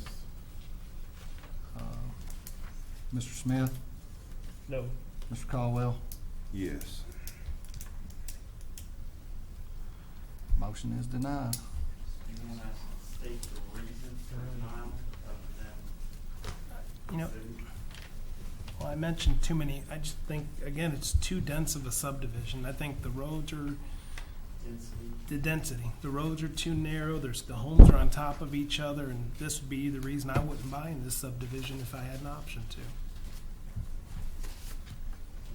The only reason I bring it up is the zoning is approved and there is a master plan approved. There's a master plan already, approved for that, so, you need to, I guess, But the state lots the are- reason clearly so they may be able to address your concerns and come back. Bring it back. Redraw it with 1 acre lots or something. Yeah. Right, and I'm not opposed to that. I just So the solutions would be larger larger lots, lots. maybe wider streets. I mean, if we're narrowing the streets, and I think you said 28-foot streets, you can have, if you have two sides, parking on both sides, you're not gonna get a fire truck through there. Well, I wasn't proposing parking with the 28-foot So that'd be section. one side. Or It'd one be side no parking. parking. Okay, no parking at all. A 28-foot section would have no parking, and a 33-foot section would have parking on one side. It's just too dense, it's my own opinion. I just would like to say that the road widths are what's in the manuals. We're abiding to that. The zoning is PUD, which is already approved. We're abiding to that. We're abiding to all the manuals other than The 7,500 square foot lot size though, correct? PUD allows that. Less than 7,500? Absolutely. So I thought the minimums were 7,500. 7,500 is the minimum lot size. PUD would allow you to go below that as long as you maintain overall the minimum lot size. So PUD gives you flexibility in lot sizes, setbacks, buffers, other things to allow you flexibility in the overall development as long as you offset the smaller with the larger. All the density and everything's already been approved before. But previous to phase 1 and 2, they're getting smaller as you're going along. And I'm just, again, not in favor of smaller homes, smaller lots. And again, when my wife and I moved here 5 years ago with my family, that's the reason we didn't buy in many subdivisions, because the homes are on top of each other. There's no parking on the street. I don't think you can take the position you are. Well, I think it's if already been approved. Then fight it. Even though the PUD allows you to do this, why do you? It was want pre-approved to for X amount of home sites. But you don't have to be that. You could make bigger lots if you wanted to. It's just that you're allowed. We're allowed to build make small. what we're Why are asking you for. Going to the maximum instead of trying to make it a more open community. Why are you trying to crowd as many, except for making more money, I suppose, but. Well, there's not everybody can afford a large home on a large home site. We're bringing a product to the market that the market can afford. And also, just phase 1 and 1A and 2 are similar lot sizes. I don't believe you can legally turn it down. Is what I'm saying. I'm trying to say I don't think you can legally do it. I didn't think I'd need an attorney tonight, but I don't think you can legally do it. You have any comment? You have any comment on it, Joe? Well, I think my only comment is this is one phase of an overall. So, I think you could turn it down if you give him instruction on how to make it better. It may be, there is an overall master plan. This does essentially follow it, but he did change the master plan along Pleasant View to create smaller lots. I guess Charlie could give you a better legal opinion as to whether you can turn it down or what you need to do to turn it down as far as having a strong legal basis for, I'd love to go back to condition 1. We could legally go back to condition 1. Let me ask you for a different adjustment from that, if you don't mind. We have an increase of 4 home sites on Pleasant View. Let us give up those 4 home sites, but let us vary the lot widths. We want to go to 63 foot on some. We want to go smaller on others. Okay, but we won't increase the net number of home sites on Pleasant View. What was you talking about, the 4 lots, Mr. Anderson? The way we've got it designed now, there's a net increase of 4 home sites on Pleasant View. Okay. Okay, so if you're wanting to hold us to the overall density on Pleasant View, we will take 4 home sites out, but give us the ability to vary the lot sizes. This gives people choice. It lets us build a better variety of homes. It gives us a better streetscape. Some people will want to purchase the larger home site that's a little bit more expensive. Some would like to save the money and get the smaller home site. It lets us do that. So the 4 last would be the equivalent of making the 60 foot. Every one of them 60 foot. Instead of making us make everyone 60 foot, 60. Give us the variability. It's going to make for a better community. It's going to make for a better streetscape. And it's going to give people choice. It's going to give people value that need value. To still have a 49-foot lot, but maybe a 63 next to it, or you're going to limit me on the number. My total number cannot exceed an average of 60. An average of 60. Okay. that takes, you know, if you think we're doing it for greed, that takes that out of the table. Yep. The other question is the connection to McClellan Circle. Connect?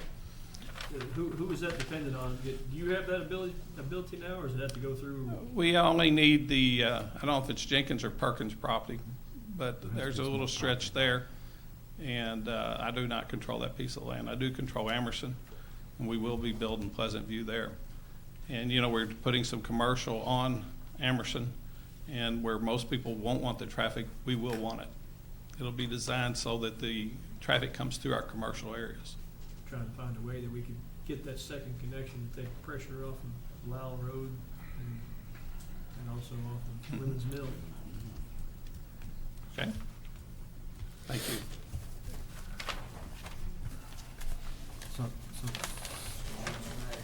Yes, sir. Sorry, correct me if I'm wrong, but if you all do turn this down, that Mr. Anderson can go in front of the city council and the city council can overrule the planning and zoning? No. That cannot happen. No. That's It's only never on, happened. That's only on zone changes. Only on zone Yeah, changes. not on subdivision plans. You know, be in court. No, the next step on this would be in court.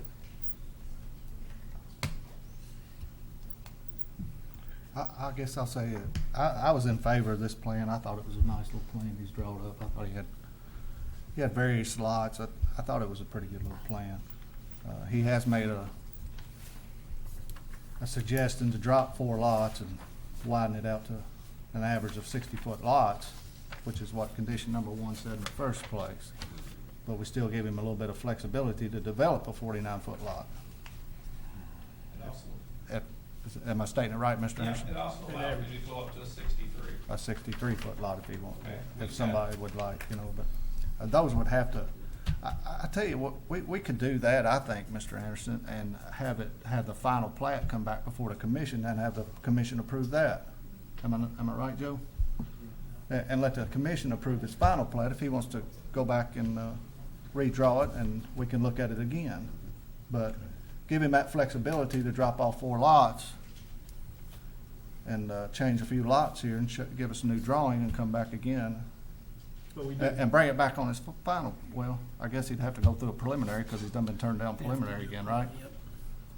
Hey, I don't know what the process is over here. Don't y'all get a chance to look at the final development plan? It's always a staff. Just a staff review. What, Megan, am I saying that right, or? Yeah, typically what happens is the preliminary will come to you for review and approval, and then we'll work out anything in the conditions of approval and any other kinks and get that together for what we call the final development plan, which is submitted along with all the construction documents.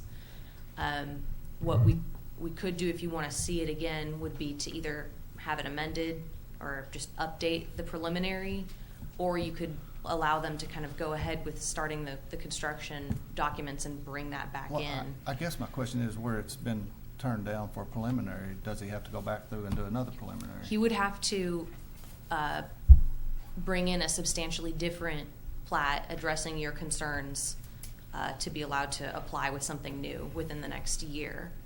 If they wanted to bring back the exact same plat, they would have to wait a year or file some sort of appeal. But if there were things to be addressed or corrected and they filed something that was deemed substantially different, then they could submit something new. Joe, Or you could direct them to make certain changes and bring it back now. I have a question. How many other streets are there in town that have no parking on them because they're that narrow? Showalter Drive was No, one that there's signs that was one side only, if I'm not mistaken. Oh, there's a bunch of those. One side only? No, right. I'm saying how many streets are there that there's no parking on either side, which is part of the proposal? Oh, I got you. Sir, we've agreed to 33 feet. That's enough for him to I park thought on it was both sides. 22 on Pleasant View Drive is what. It's 30. Or 28, 30 I'm sorry. It's 33. I was suggesting if we didn't want parking, you could go down to 28, but 33 with parking on one side. 33 is what we proposed. Okay. And what was proposed on Sutton Place was even larger, wasn't it? The parking on both 41 sides. and parking on both. Those are pretty wide. I had one other question, that this connection that could be made over to McClellan Circle, can it be done? Can a developer go on and build the road through another? It cannot happen that way. Even if they volunteered, I mean, I'm sure they would love to have that connection, it's just. If he had put together an agreement with the property owner, he could, but he'd have to purchase the property or get an easement across the property. I'm just wondering how long we may have to wait for that property to be developed and be stuck with one entrance. We're limited to 200 homes before we, it's my understanding, before we have to have another entrance. So at that time, we would have to make provisions for another entrance. That would be the preferable entrance. It'd be far better way to come out on McClellan Circle rather than having to go around to Lyle Road and back to Lemons Mill. I would be, it would help my Emerson property to have that completed also. What do we do here, Megan? What do we do now? I mean, the I application guess has been it's kind of out. up to you in terms of what direction you'd like to pursue, but I think either some sort of direction in terms of denial stands, and we would suggest these things to make substantial changes, or you could take a new vote to either approve or deny with certain conditions. I think that the changes that Dennis Anderson proposed in terms of going to that 60-foot average, but allowing for variation, that amount of lots would be consistent with what was submitted back in 2002. Legally, if you want to deny that, and I'm not Charlie, but legally, if you want to deny that, I think you have to make a very clear case for why that is no longer appropriate, or something of that nature. I guess what I'm looking for is there some kind of a. Did the 4 people who voted for denial? Is there any way to work this out tonight? Or It'd just be a new. It would just be a new. I would think we need a motion to. A new motion and second strike and. that. Okay.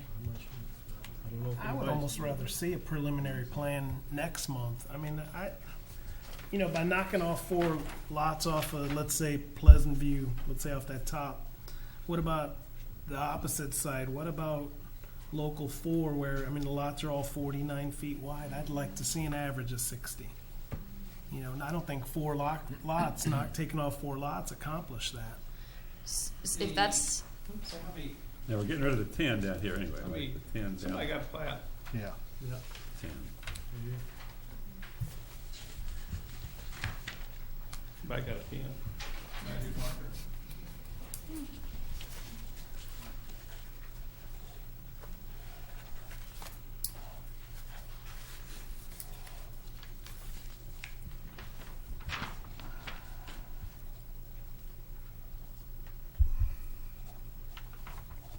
Here's what I'd be willing to amend it to. We'll go ahead and get out of here. That's all we want to develop, is that one street. We'll design it with an average of 60 feet. Okay? Pleasant View Drive? Pleasant View Drive only. Nothing Are you beyond. still saying that you would vary your lot sizes there? I would like the to do very lot sizes Yeah. between 49 and 63, but the average would be 60. That's all I need. Okay?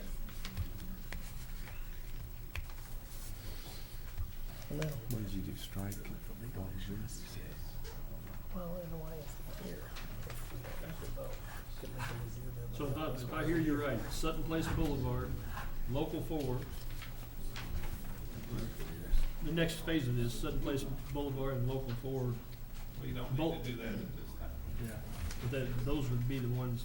We'll bring that back at a different day. The connection to McClellan Circle would happen where now?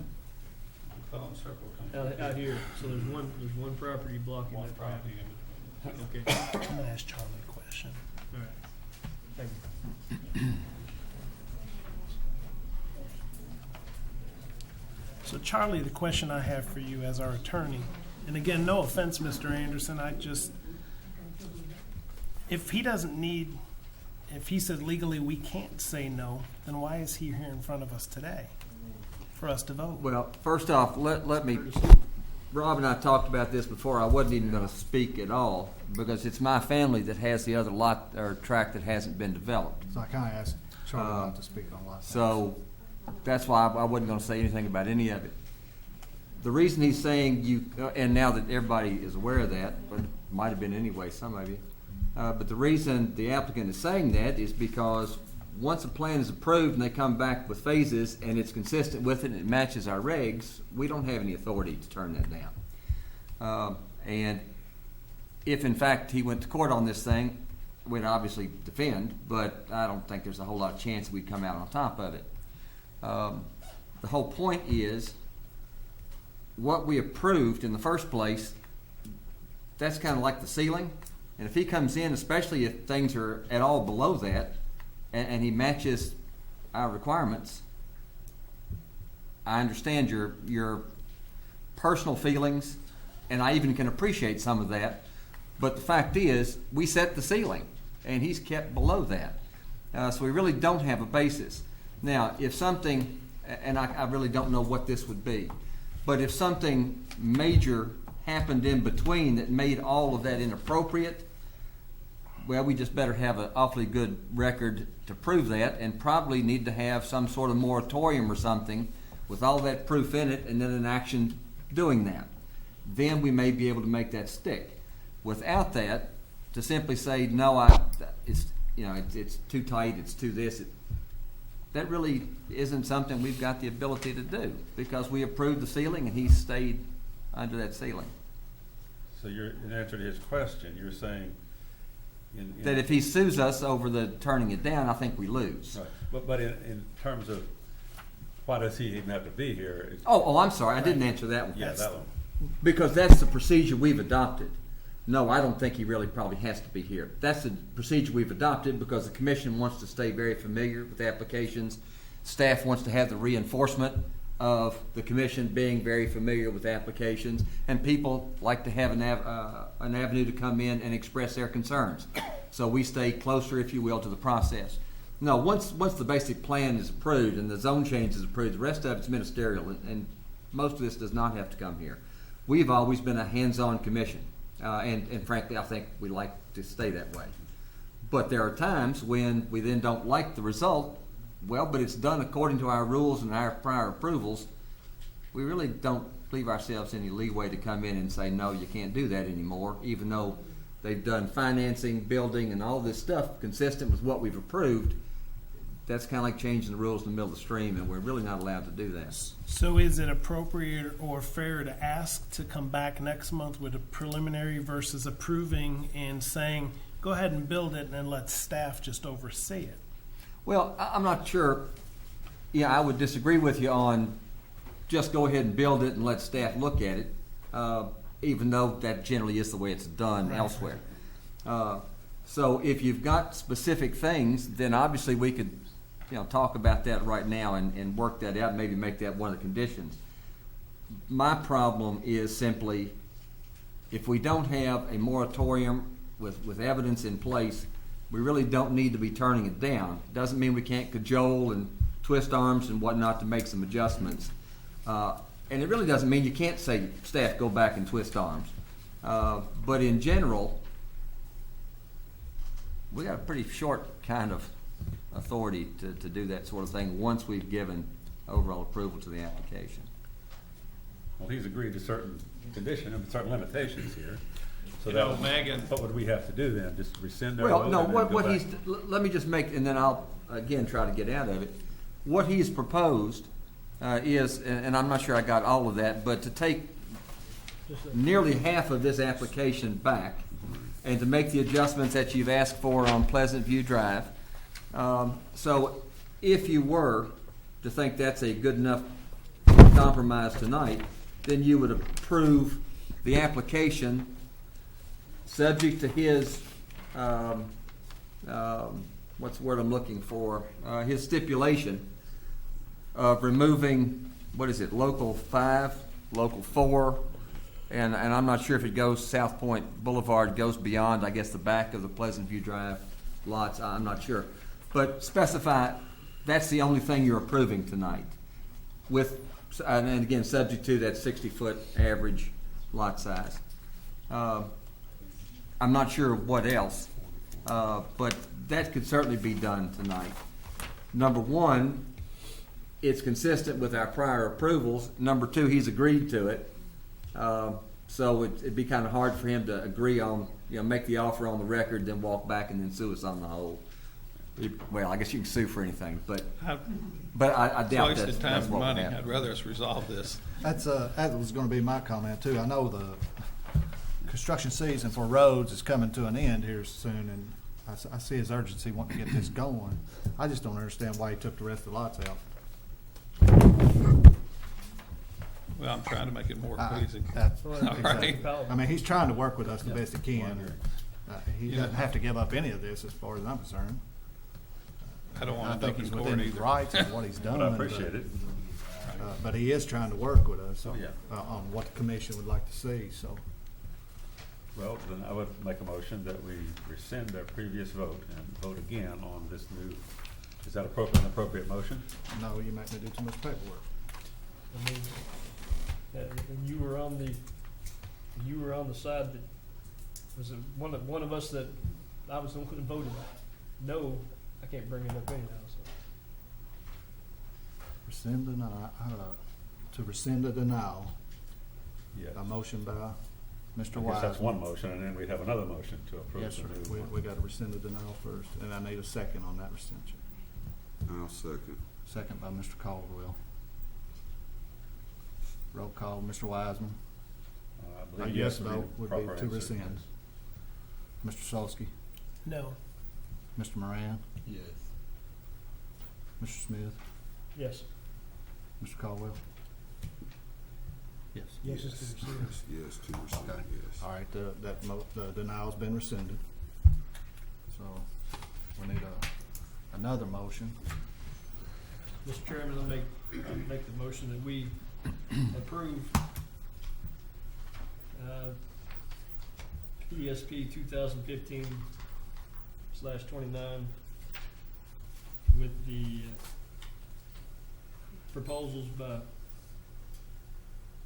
Mr. Anderson, which would be lots only fronting on Pleasant View Drive.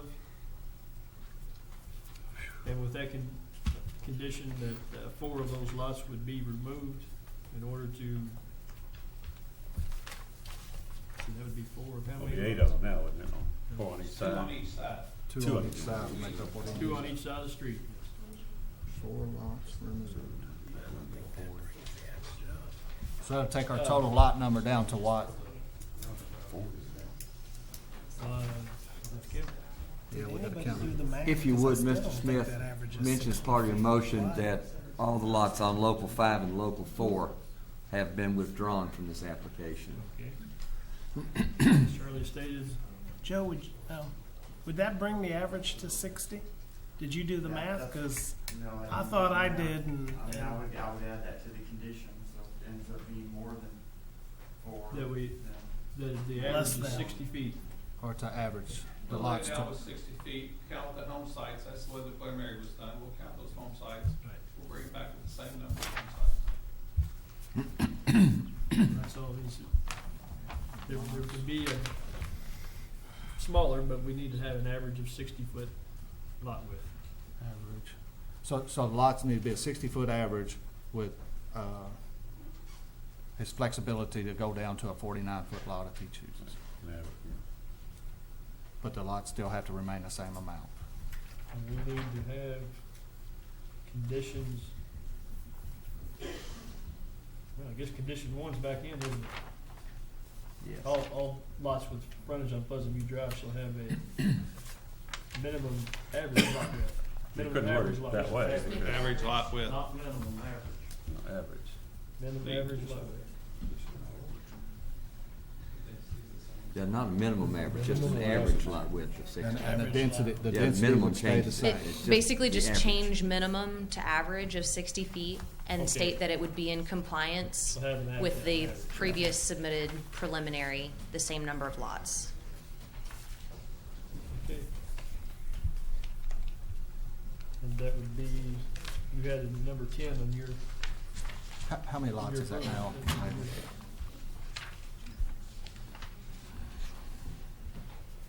How many lots are we taking out? It's still to be determined. I don't guess have we a gotta get plat down to- in front of we gotta me. make it Looks like average 60. 42, I think 42. I counted right. I don't think that's important, as long as we get to an average of 60. I was just trying to get it on the, in there for the record. 60 is what was shown on the previous plat that was reviewed here. So if it's 60, that average of 60, it will equal the same number of lots. No more than previously approved, But we're only approving Pleasant View Drive. if that's what the motion is. Yes. That's Yeah, what I Mr. think that's what the Anderson motion is. proposed. Yes. Yeah. Yeah, that was the other part of the motion, that local 3 and local 5 will not be part of this. No, I'm sorry, local 4 and local 5. Local Yes. 3, local 4.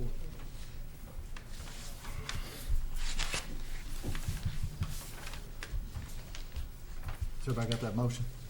But where's that piece of paper? There were 10 conditions, wasn't Yeah. Oh, no.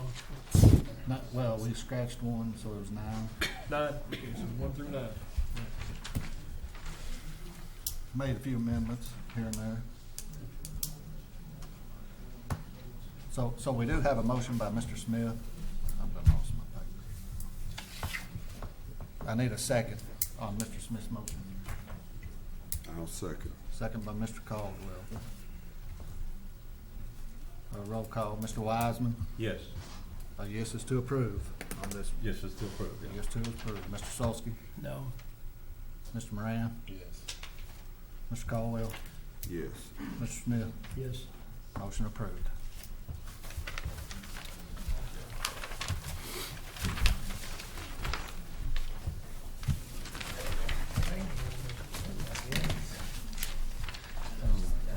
Oh, the chair's got Just the that. top half. I'm trying to be hands-off.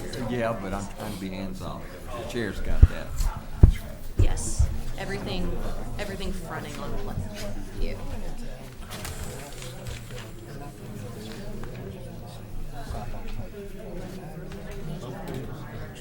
What? Well, you better keep it for your record. I think it's down.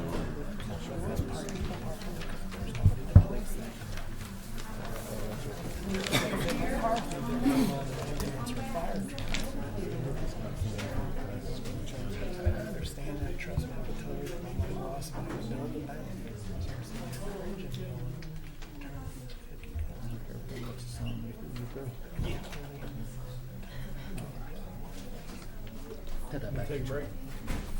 Yeah, we'll take a 5-minute 5-minute break. Do all of that. Not too long, because we ain't got a whole lot left to go. We really only got one.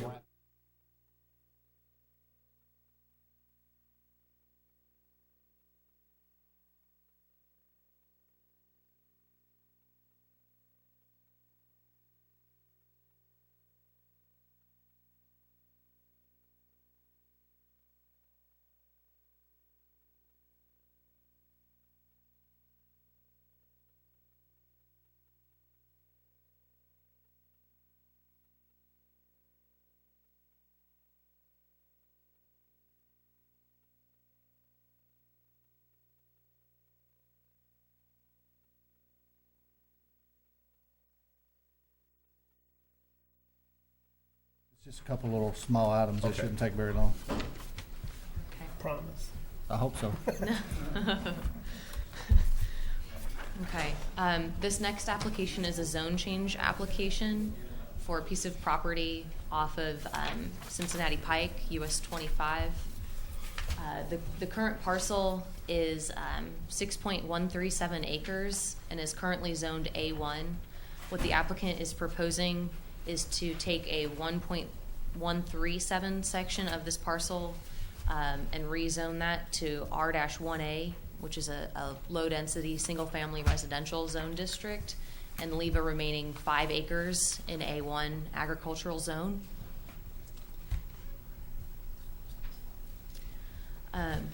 I've included an aerial map to the right, as well as a zoning map on the left. As you can see, the site is located south of Riften Meadows and west of Moon Lake Estates. The portion of the site, it's probably easier to see on this zoning map. The overall 6 acres is what I'm kind of outlining with the pointer at the moment, and this outlined in black is the portion of the site, that 1.137 acres, for which we're considering the zone change application. I'm going to flip back to this page in probably a second, but just you can see it's located right along 25 and kind of within the center, generally speaking, of these smaller residential lots in the vicinity. In order to approve a zone change, there are requirements within KRS section 213 that describe the findings necessary to approve a map amendment. And just to summarize what those are, it basically either needs to comply with the comprehensive plan, or in the finding that it doesn't comply with the comprehensive plan, there needs to be a finding that either the existing zoning is inappropriate and the proposed zoning is appropriate, or there needs to be a finding that there have been substantial changes of an economic, physical, or social nature within the surrounding area. Generally speaking, our comprehensive plan does not encourage urban levels of growth outside of the urban service boundary, nor would it encourage a large amount of zone changes out in the county. However, when I looked, just kind of big picture at the surrounding area, this area is pretty well developed already. It's already more of a residential area than it is an agricultural area. You have Riften Meadows cluster subdivision. The majority of these lots are either at 1 acre or slightly over 1 acre. And then you have there's a remainder larger agricultural tract that's been left over. Riften Meadows ranges in size. I think the smallest was 0.4 acres, and it goes up to, I think, 2. But generally speaking, all of these lots range between 0.4 to 1.2 acres. So this requested piece that would be 1.137 is within the same size and kind of serves the same general purpose as the lots in the surrounding area already. Another argument is that with these lots in the surrounding area, I think there's kind of an expectation, at least along this major corridor that cuts through this residential area, for that same level of residential development along 25. To be clear, I'm not suggesting that it would be appropriate for this same type of zone change somewhere on the edge of this kind of current residential area. What I'm trying to say is that this specific location is along a major corridor, and it's centrally located within a type of and scale of development of residential character and residential size that would make this particular application more appropriate for that residential zone than the agricultural zone. So with that, I'm recommending the finding that in this portion of the lot, precisely along 25, at that scale, that a residential zone is appropriate and agricultural is not. There are two, I kind of glossed over the site plan. Oh, I didn't get to it, that's why. There are 2 existing access points. One for the driveway for the existing residents on site. There's another access used by the farm portion. Those would be able to serve each of the properties. One of the conditions that I would recommend with this approval is that if this zone change is approved, they be required to tie into the sanitary sewer line. It's the same line that serves Riften Meadows and Moon Lake. It's Delaplane Disposal, and it runs down towards the Triport and Delaplane. At the workshop, you had talked about potentially requiring this 5 acres to connect as well. I don't know if that's necessary. I think that the owner of that land could choose. I did talk with Gene earlier, and he didn't seem to have any problem with the 5 acres. They're probably already kind of using a septic field. But it would be necessary for this just over 1 acre site to connect to sanitary sewer, especially with the existing trees and just the size. There wouldn't really be very much space for a septic field on that site. And to get that urban zoning connecting to existing sewer makes sense.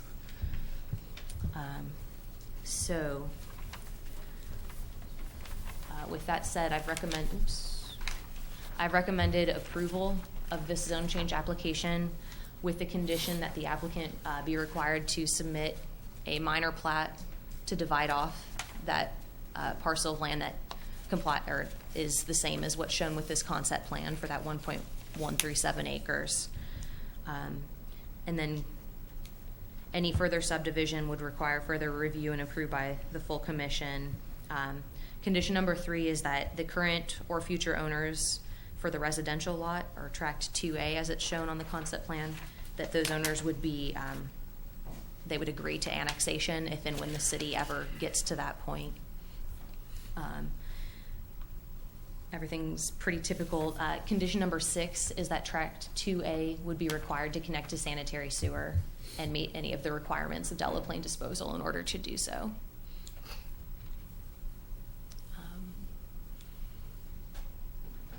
Any questions for Megan?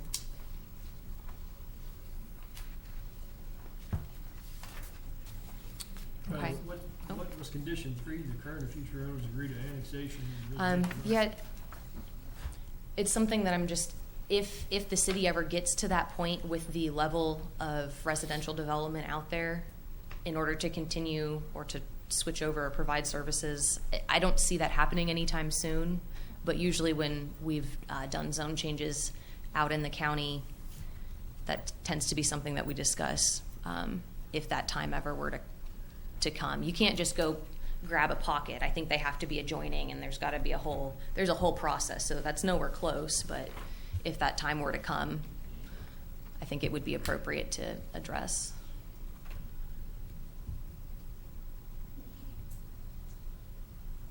Any other questions for staff? I have no more questions, I guess. Okay. Is the applicant present? No applicant? I'm not the applicant, I'm the landowner. Okay.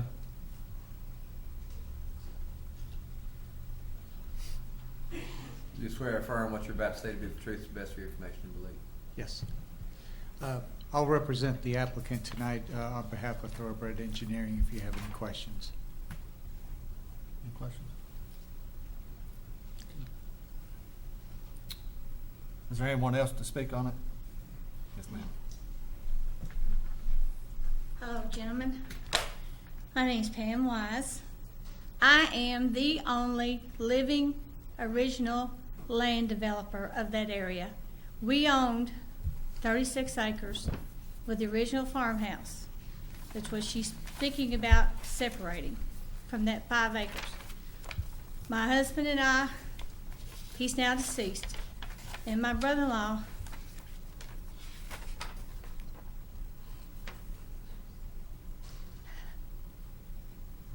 excuse me. Take your time. It's okay. Will soon be 4 months for him. When Gary and I moved down there in '82, we had a double wide on the other side of the original farmhouse, which is the old Red Hutton place. And we're the ones that put the other driveway in on the other side of the house.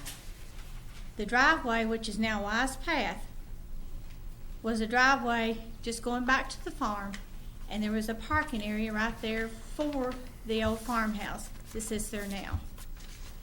When we moved down there, we had a double wide on the other side, and our water meter sits right there beside of that driveway. We have a water line easement from that all the way up and on this side of where the barn was, going across and down beside our driveway, across back to our 5 acres in the back.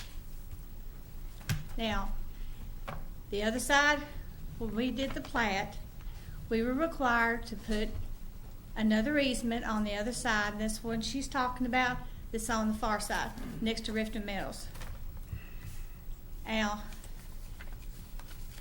there is a septic tank under the ground with lateral lines on the other side, which is now fenced in, which touches the other easement. In between the driveway and the easement, that area right there, there is a septic tank buried. That's where we had our house.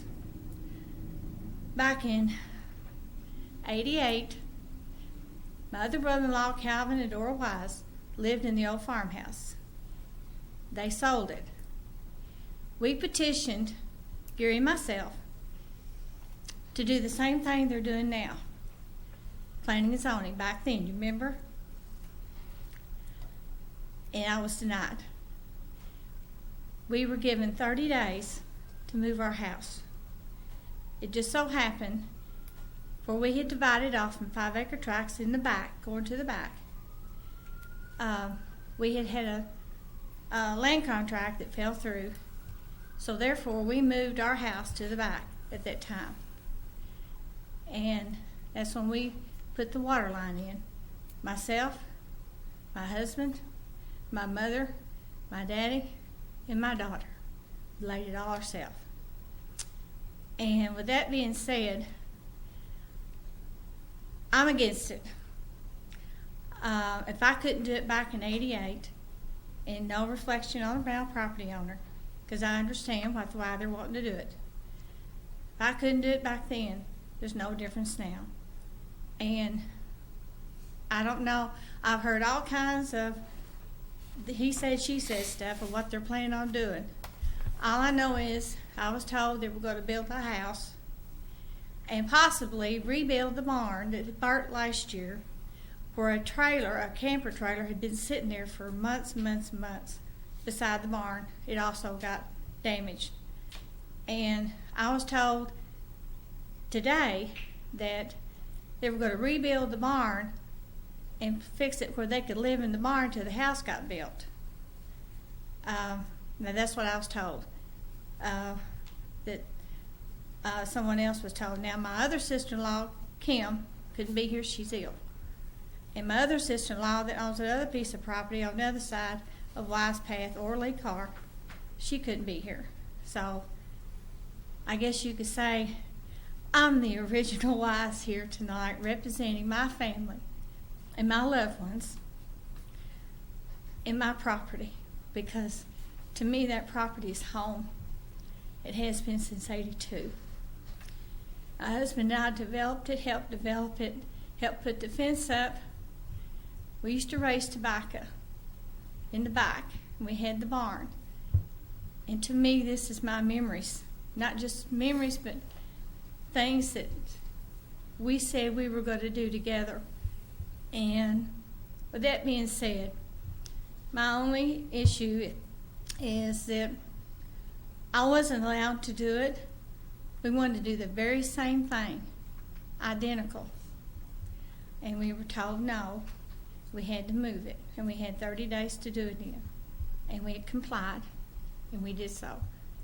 But I was to the understanding that this, the applicant is different from the original, from the property owner, Bonnie Ramsey. Am I misunderstanding that, or because that's as far as the records in the deed room, it still says Bonnie Ramsey and PVA. So I didn't know, because I was told it was a male that applied. He is the original applicant for this request. So, with that being said, I don't want this. You know, no, nothing personal against them or anything, but it's just it's too busy. And yes, we have got people building around us. Yes, we do. That's Scott County since Toyota got here. But I like what I have as it is. Yes, it's close to people, but not as close. And yes, it's convenient, but yet it's mine. And I love that area because even though we've got people living around us, it's still quiet back there. And it's very nice. And you can see the deer and the fox. They come out there in the back, and it's just a beautiful scenery. And I just don't want this to turn into a large development around me like it has on the other side, which is a cluster subdivision, which is a little different.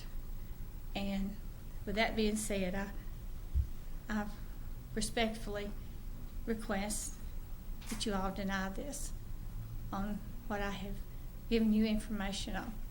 And like I said, I'm the one that originally had the plat whole thing drawn up years ago. I thank you for your time. Thank you, Ms. White. Is there anyone else? Any comments? What about the question of who's the applicant?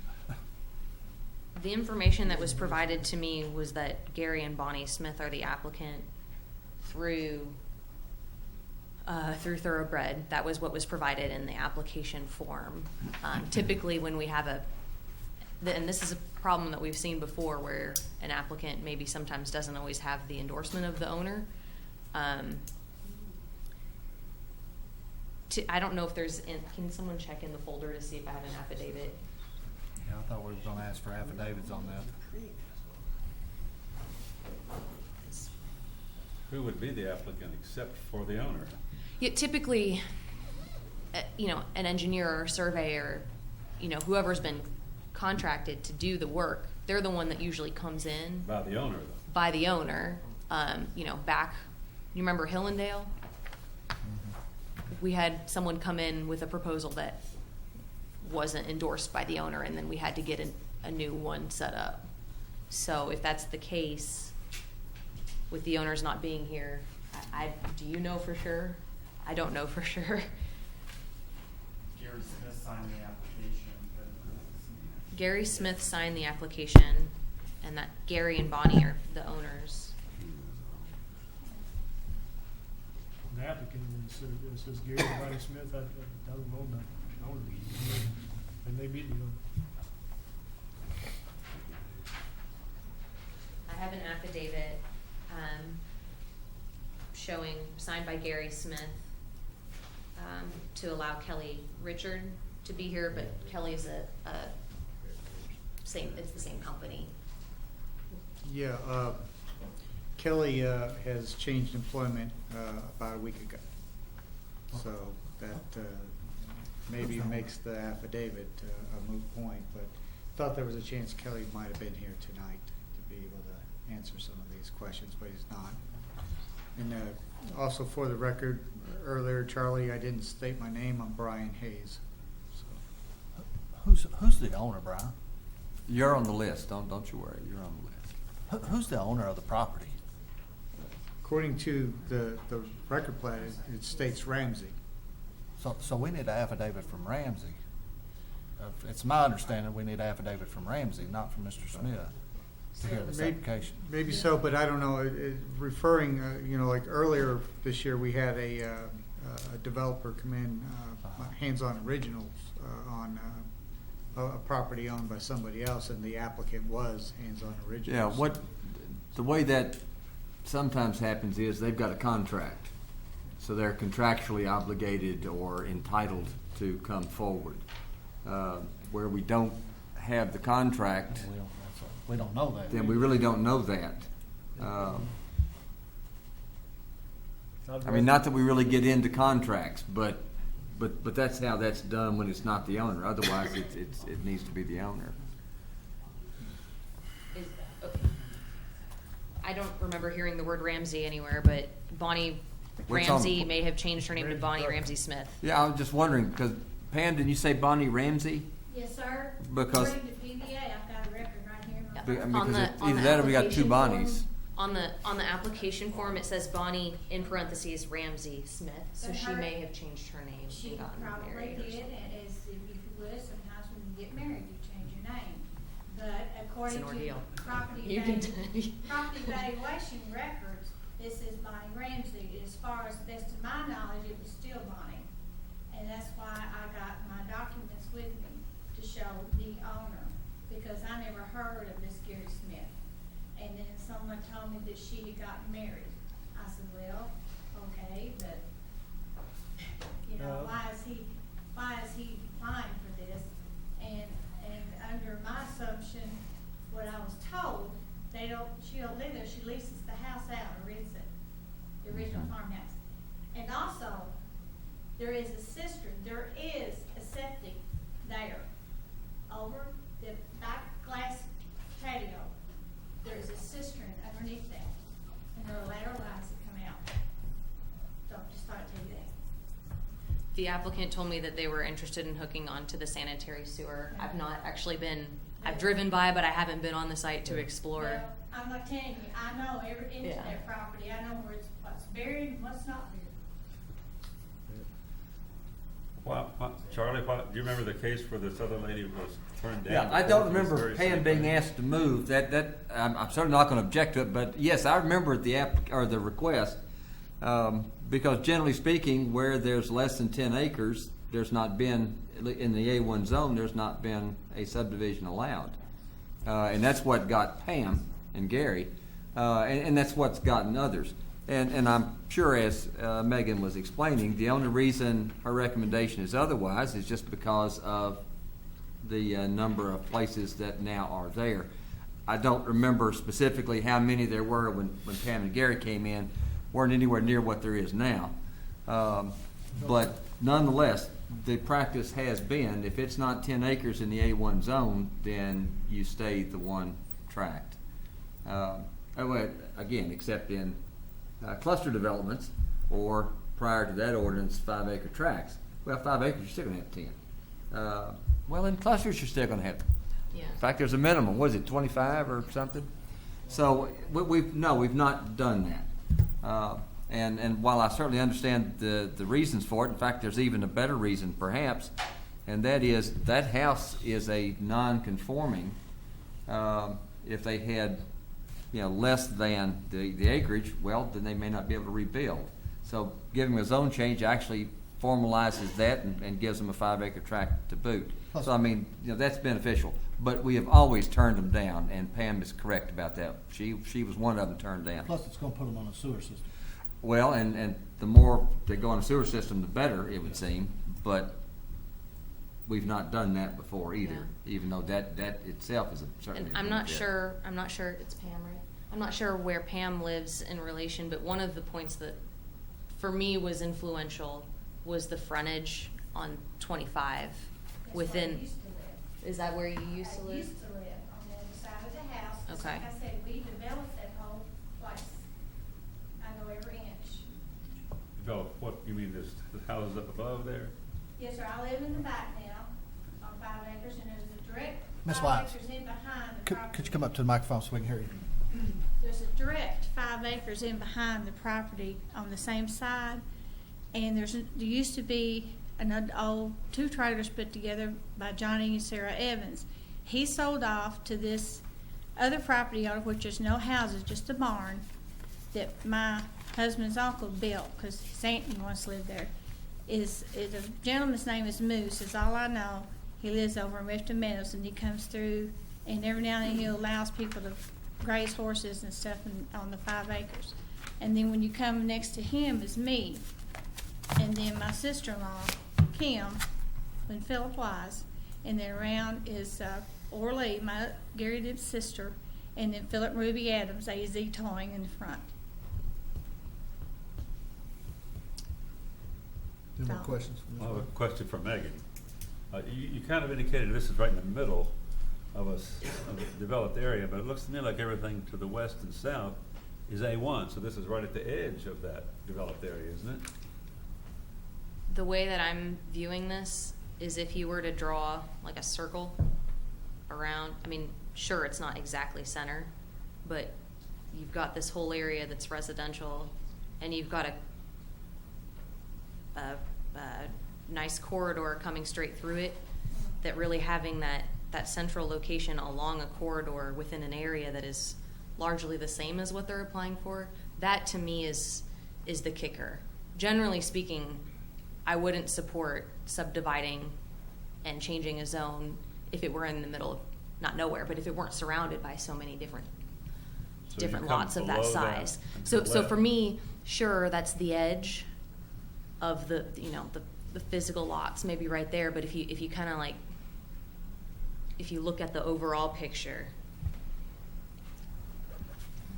But everything to the south and west of that is A1. well, this is A1, but you've got undersized lots right here Okay. that are south of it. And so that, this lot is similar to what's south of being yes, proposed. I mean, it's touchy, and I also didn't know the history on the site. I wasn't aware of that before this evening. I think we gotta be careful we don't want everybody that has 9.95 acres coming in. Well, that's why I was trying to make the point that this is different than most situations that we see. It is surrounded by so many other 1 acre or less lots. And it's along this corridor. If those are not things that you can back up, then I think you'd recommend denial. To me, those are selling points in this very particular situation. If the owner of, I don't know, this lot came in and wanted to do the same thing, to me, that's the edge of the development, and then they're expanding beyond. But to me, when you go up north, you've got that same scale right next to it that's now within an area that's already of that scale. That's the breaking point for me.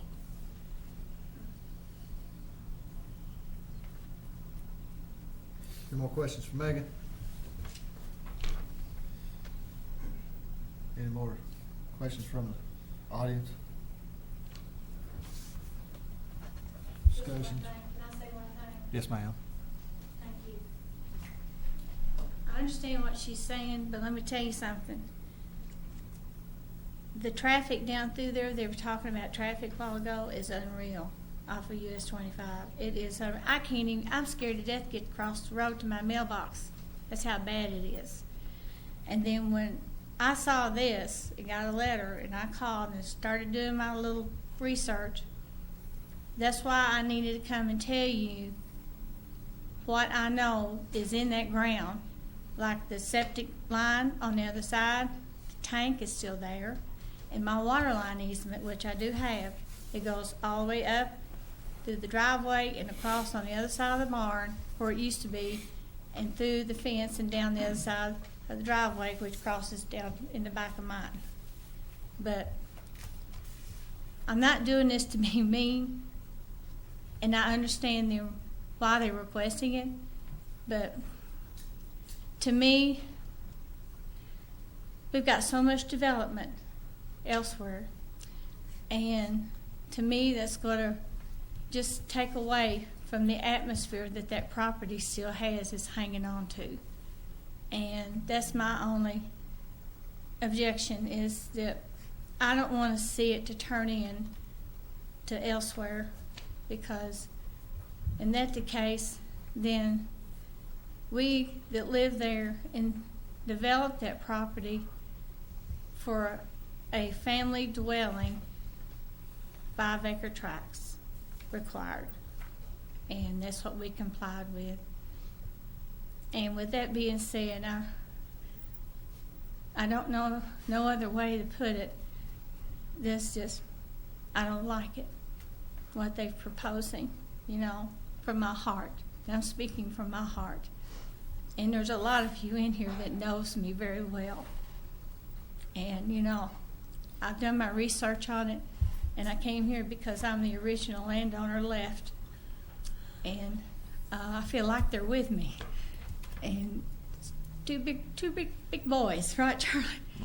And you know, I want to try to preserve things, not you know, clutter it, is the way I'm looking at it. And I just asked you to please help me out, consider it. You know, I appreciate you. Thank you.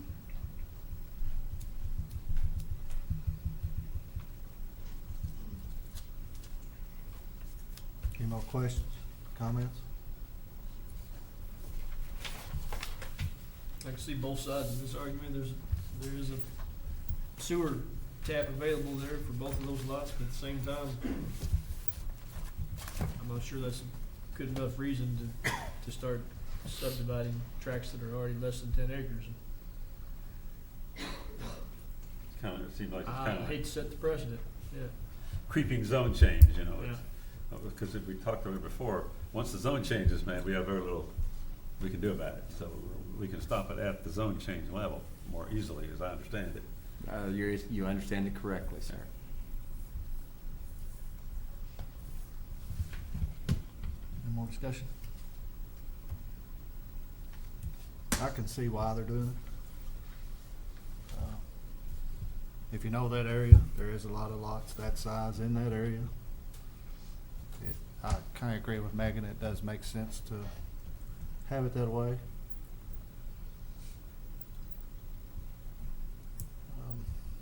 You might look around and find a lot of other places though that But there are are, next to sewer. it is right there on that edge too, you know, next to that A1 that, well, you know, somewhere it's gotta stop.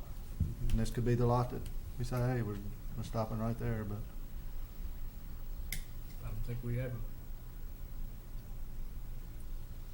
we don't have a concrete plan that says anything needs to happen on anything less than 10 acres. I mean, on anything between 5 and 10 acres, 10 acres is 2 tracks. If it's under 10 acres, it's 1 tract in the county. I'd just assume probably to keep it that way. well, no more discussion on it. We'll take a motion to deny or approve.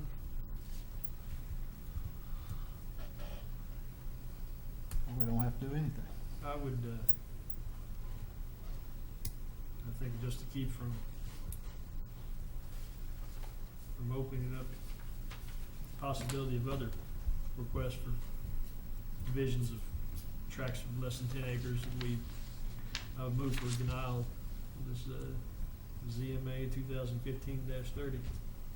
We have a motion for denial by Mr. Smith. Is there a second? I'll second. There's a second by Mr. Caldwell.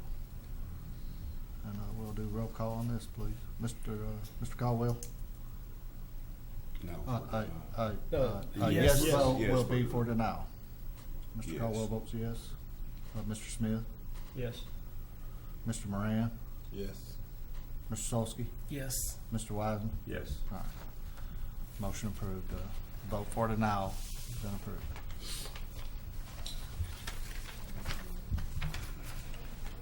Frank, you step out for me? You need to go out for me? Okay. As long as he don't stand up, he's okay. And we just got a couple more things real quick. Next on the agenda is the Toyota container variance.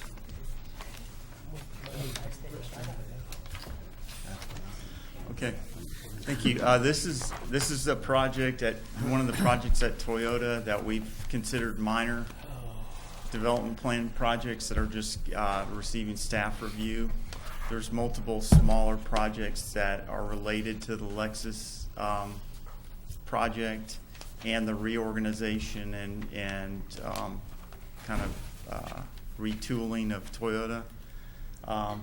This is a container yard in this approximately this area on the Toyota property. It's well off of Cherry Blossom, back behind whatever building this is, building number such and such, I don't know.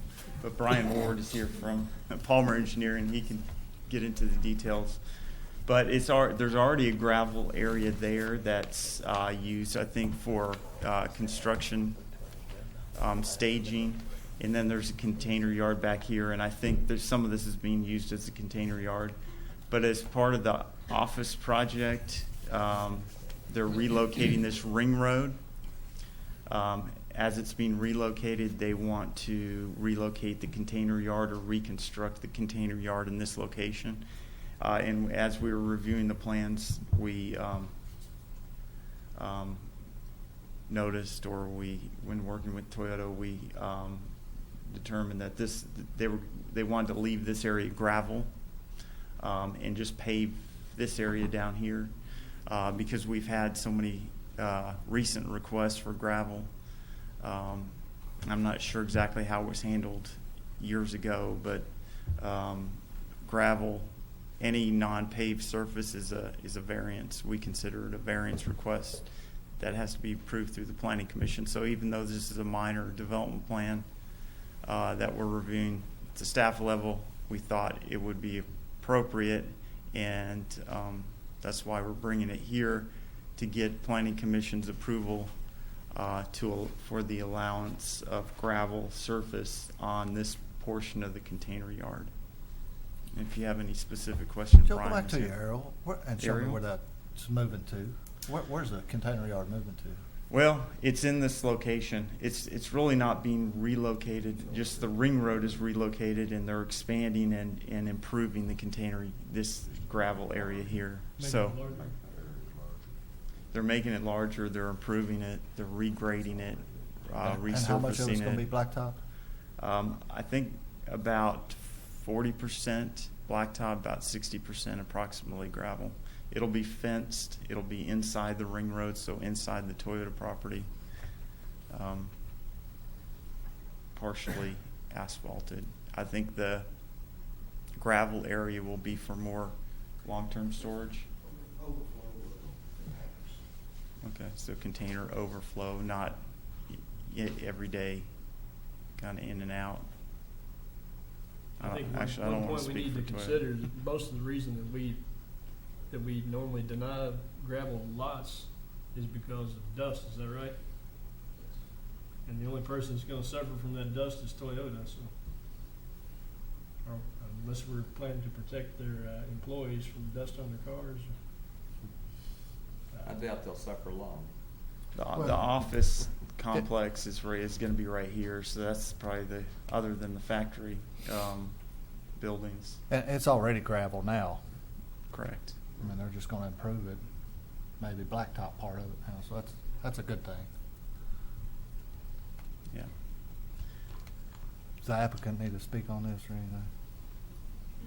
Any more questions for staff on this? If not, You are recommending approval of this? I am recommending approval, yes. we need a motion to approve. I move we approve. Motion by Mr. Wiseman. I need a second, please. Second. Second by Mr. Moran. All those in favor? Those opposed? Motion approved. Okay. The last thing I had on the agenda, okay. You can stick around if you like. The last thing I had was we have the Comprehensive Plan Steering Committee. All the appointments are made except for the at-large members, and we talked last time when we formed the committee that there were going to be basically 11 appointed or designated members, and then 3 at-large members that the Planning Commission staff or director would appoint. We've got all the designees, and the first meeting is set for this Tuesday, October 13th, in our offices. So we're ready and anxious to get going. But we've had so much interest in the at-large positions, we'd like to enlarge the at-large members from 3 to 5 so we can appoint more members of the community. And because you voted to form the steering committee, it'll be a committee that advises you. We'd like to get your endorsement of increasing the number of at-large members from 3 to 5. I think it'd be a great idea to have increased community activity and involvement, so I'd make a motion to approve the increase from 3 to 5. And a second. Did we officially make it 3 before, and we have to change? Yeah, we officially made it 3. I'll second that. If that was a motion, I'll second it. Mr. Moran's done a. He beat you to second. it. We have a motion by Mr. Solsky to expand it from 3 to 5 on the steering committee for the at-large seat. And Mr. Moran made a second. All those in favor?